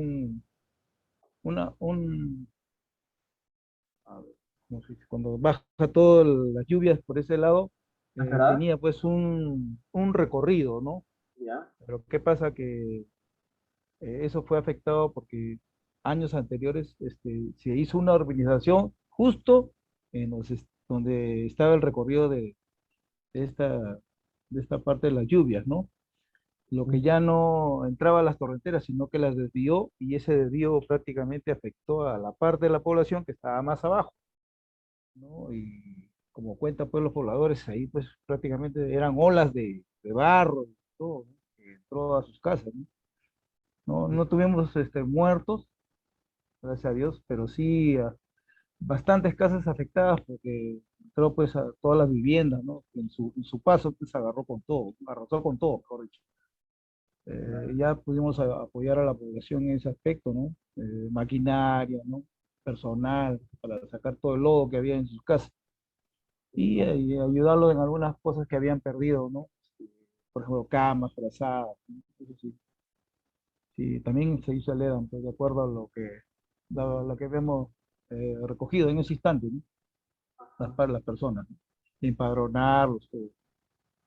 Esa es una experiencia que yo tengo ahí de Arequipa, ¿no? Excelente, muchas gracias, José. Pasamos entonces con Juan Cáceres. Juan Cáceres. Ingeniero, buenas noches. Sí, ¿qué tal? ¿Cómo está Alberto, no? Juan Alberto Sí, Alberto Velasco. Cáceres. Coméntenos alguna experiencia en gestión de riesgos. Bien, ingeniero. Yo soy brigadista de Defensa Civil de la Municipalidad de Lima. Ya. Soy socorrista de la Cruz Roja Peruana, de la filial Lima, y rescatista de Protección Civil Internacional, en el cual estamos inscritos como en la plataforma de Defensa Civil, el Distrito de San Juan de Miraflores. Bueno, nuestra participación es siempre el tema de respuesta, como equipo de respuesta. Contamos con un equipo de búsqueda y rescate y apoyamos al distrito en lo que es capacitación y en la formación de brigada, ¿no? Cuando nos solicitan capacitaciones. Bueno, experiencia en gestión de riesgo fue el terremoto de Nazca, ¿sí? El terremoto del sur también, en la Cruz Roja, pero como búsqueda y rescate en el terremoto de Pisco. Esa fue un poco nuestra experiencia que hemos tenido, ¿no? Mi formación como equipo de búsqueda y rescate viene del 2005, con el equipo de Rapid UK de Inglaterra, que nos capacitó y pudimos participar en el 2007 en el terremoto de Pisco, ¿no? Ah, bien, excelente. Excelente, muchas gracias por su participación. Gracias, ingeniero. Continuamos con Kerly Roselo, con Kevin Cari, con líder Villaverde, perdón. Líder Luis Villaverde, Lubi Ojeda,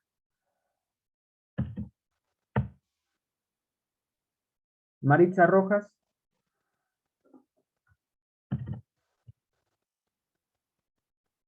con Mari Poma.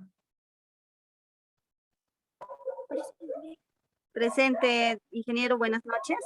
¿Qué tal? Buenas noches, Mari. ¿Usted ha tenido participación en gestión de riesgos anteriormente?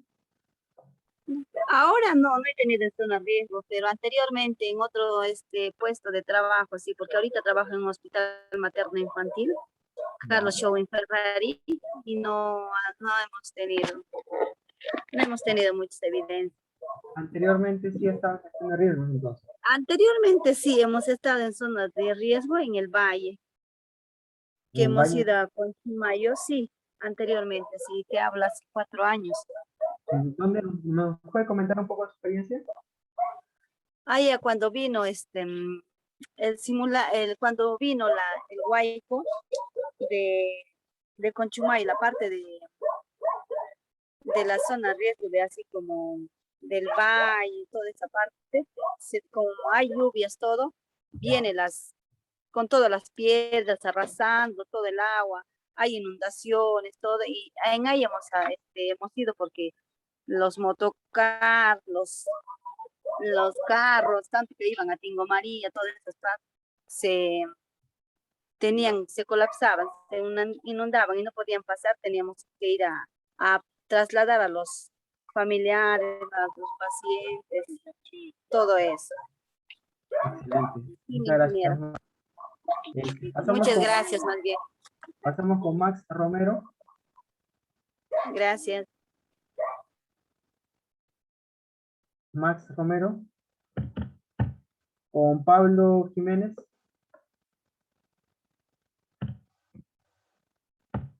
Con Riuso Ambicho.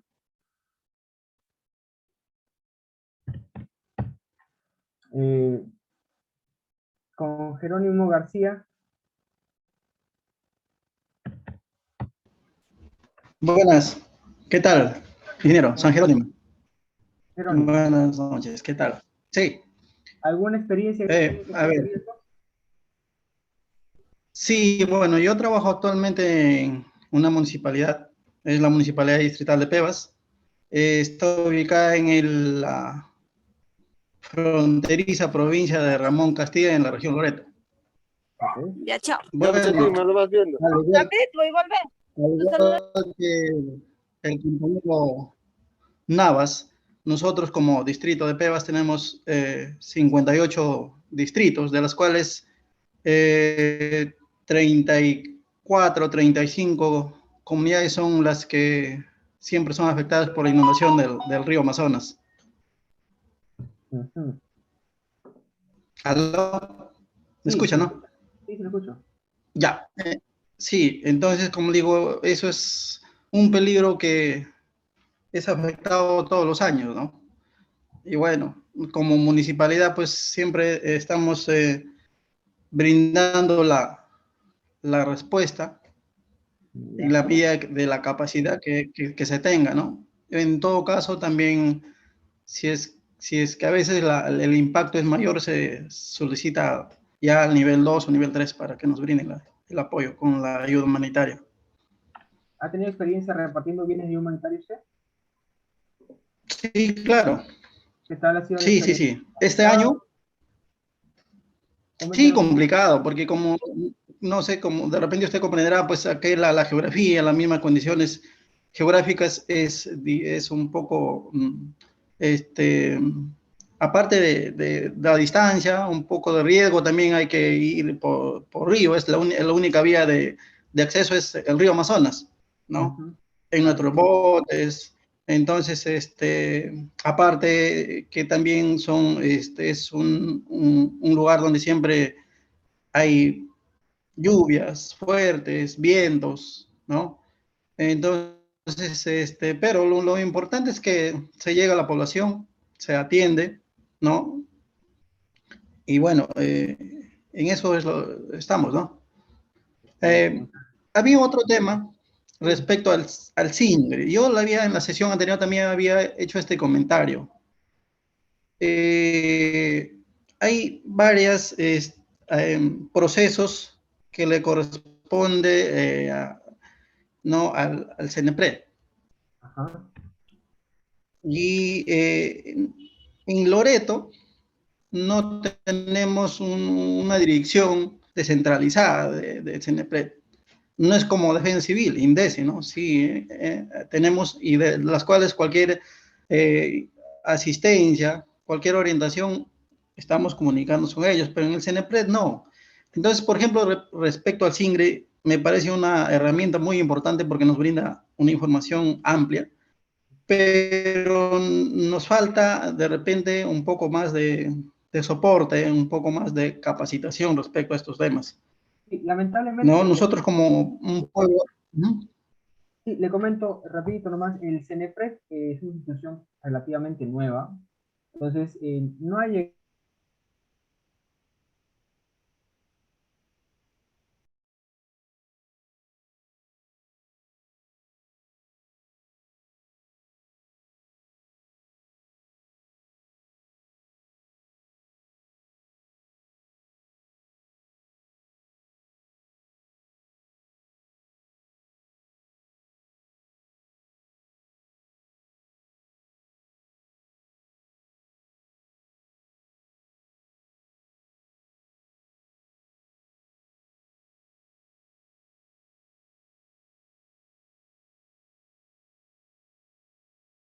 de Loreto, acabo de llegar, por eso con algún retraso. excelente. Muchas gracias por su participación. Pasamos con Walker Mozambite.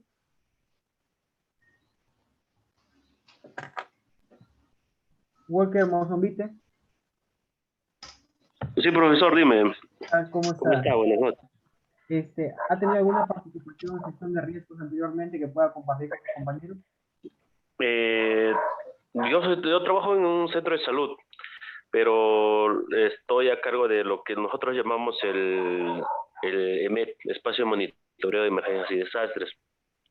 Lo que nosotros mayormente acá tenemos es accidentes de tránsitos y debemos enviar una información, lo que le llamamos el EDAN a nosotros, pero la información rápida dentro de las 2 horas a nuestra microred, y nuestra microred lo envía para la Direza Huánuco, y de la Direza Huánuco recién le hacen el ingreso al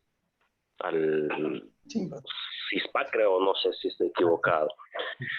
Pero otra de las cosas también estaba en esta pandemia, estaba a cargo todo lo que es lo que es los albergues, ¿no? Los albergues estaba a cargo, y después levantamiento de cadáveres. Esa es la única experiencia que estamos teniendo en sector salud por el momento. No sé si fuese importante comentar eso, ingeniero. Es muy importante. También es parte de la gestión de riesgos de desastre, claro que a un nivel un poquito más puntual, digámoslo así, no digamos menos importante, sino puntual, pero el sector salud también interviene cuando hay eventos más grandes, ¿no? Y es necesario tener en consideración todos estos puntos y identificar también en qué nivel de emergencia nos encontramos para poder conocer qué tipo de acciones, ¿no? Muchas gracias, Walker. Wilson David Salinas. Wilson David Salinas. Ya, Jessica Miranda. Jessica Miranda.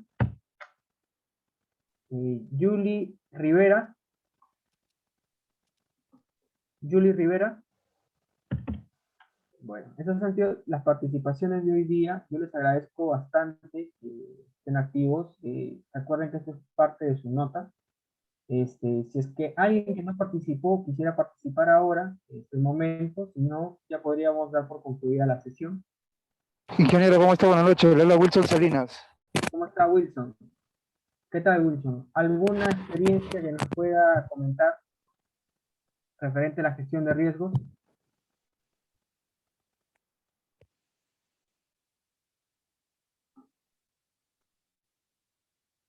¿Me escucha, Wilson?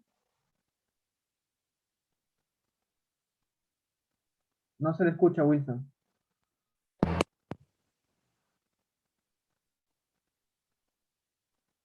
No, no se le escucha, creo que son sus audífonos, que no... ¿Me escucha ahora? Ahora sí, sí. ¿Alguna experiencia rapidito que nos puedas comentar? Sí, sí. Actualmente soy paramédico táctico en emergencia y desastre, soy certificado, ¿cómo se llama?, en lo que es rescate. Pertenezco al cuerpo general.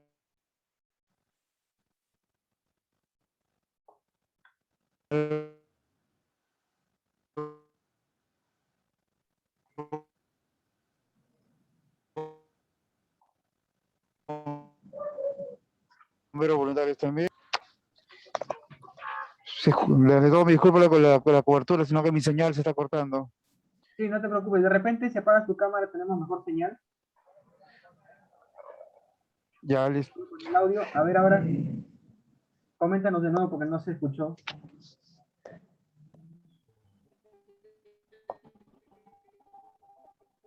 ¿Wilson? Sí, si nos podrías comentar rápido, escuché que eras paramédico y que trabajas en los bomberos, ¿cierto? Y en emergencias. Ajá. Se cortó mi señal. Bueno, no te preocupes, Wilson. Muchas gracias por tu participación de todas formas.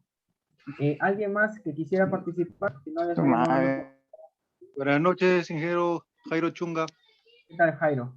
Coméntanos alguna experiencia en gestión de riesgos. Sí, bueno, yo trabajo en la Autoridad Nacional del Agua, en la sede central. En realidad, nuestra labor es más que todo el desarrollo de proyectos, ¿no? El proyecto está justamente de control de inundaciones y también de estudios de identificación de puntos críticos, específicamente zonas vulnerables, ¿no? y propensas a peligros de inundación, erosión o flujo de detritos. Elaboramos pues estas fichas de identificación que al final van al CENEPRED y son tomadas pues como brechas para el desarrollo de estudios de proyectos de control de inundaciones. Y bueno, actualmente nos encontramos desarrollando estudios de control de inundaciones en en 6 cuencas, donde pues interfiere bastante o hay bastante labor pues de evaluación de riesgos y de análisis de riesgos, ¿no? Eso es más que todo gestión prospectiva, pero de todas formas, que para el momento en la gestión reactiva, cuando hay que tomar decisiones, cuando hay periodos inminentes y hay la necesidad de intervenir en esos puntos críticos que identifica el ANA, ¿no? El ANA. Sí, la sección reactiva, bueno, lo que hacemos cuando sucede un evento a través de las entes de concentrado, lo que hacemos es la visita, ¿no? Informamos sobre los hechos, ¿no? No podemos actuar porque no somos ejecutores, pero sí evaluamos y valorizamos, ¿no? Y eso informamos al Midagri, ¿no? Ah, excelente, excelente. Muchas gracias por tu participación. ¿Alguien más que quisiera participar? Creo que si no ya estaríamos cerrando la sesión. Muchas gracias a todos por su asistencia. Ya les pasé el Excel para que pudieran ubicar cuál es su distrito correspondiente. El decreto supremo ya saben cuál es, acá les paso el link, si no también para que lo puedan descargar. Y la tarea, bueno, ya saben el detalle, se los paso porque si no también se los va a pasar nuestro compañero Roger. Y cualquier otra consulta a través de Roger me la hacen llegar. ¿Sí? Muchas gracias a todos, que tengan buena noche. Hasta luego. Sí, ingeniero, un servicio, si nos podría indicar Sí, ¿la escucho? Sí, si nos podría indicar el número de orden que nos iban a dar, nos iban a asignar un determinado sector para hacer el trabajo. Ah, le remito de nuevo, hay un Excel que le he pasado ya. No sé si lo llego a ver. A ver, lo envío de nuevo. Pero en su caso, José Acosta, ¿no? Usted es el número 19. ¿Sí? Ahorita le remito de nuevo.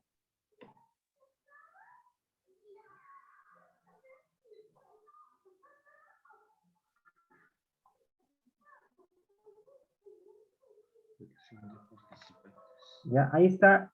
Recibieron en el chat, está para todos. Ahí lo pueden descargar, está el trabajo en Word, está la lista de asistencias en Excel y el link para que puedan buscar en el peruano. ¿Sí? Muchas gracias a todos por su asistencia. Gracias, ingeniero. Hasta luego.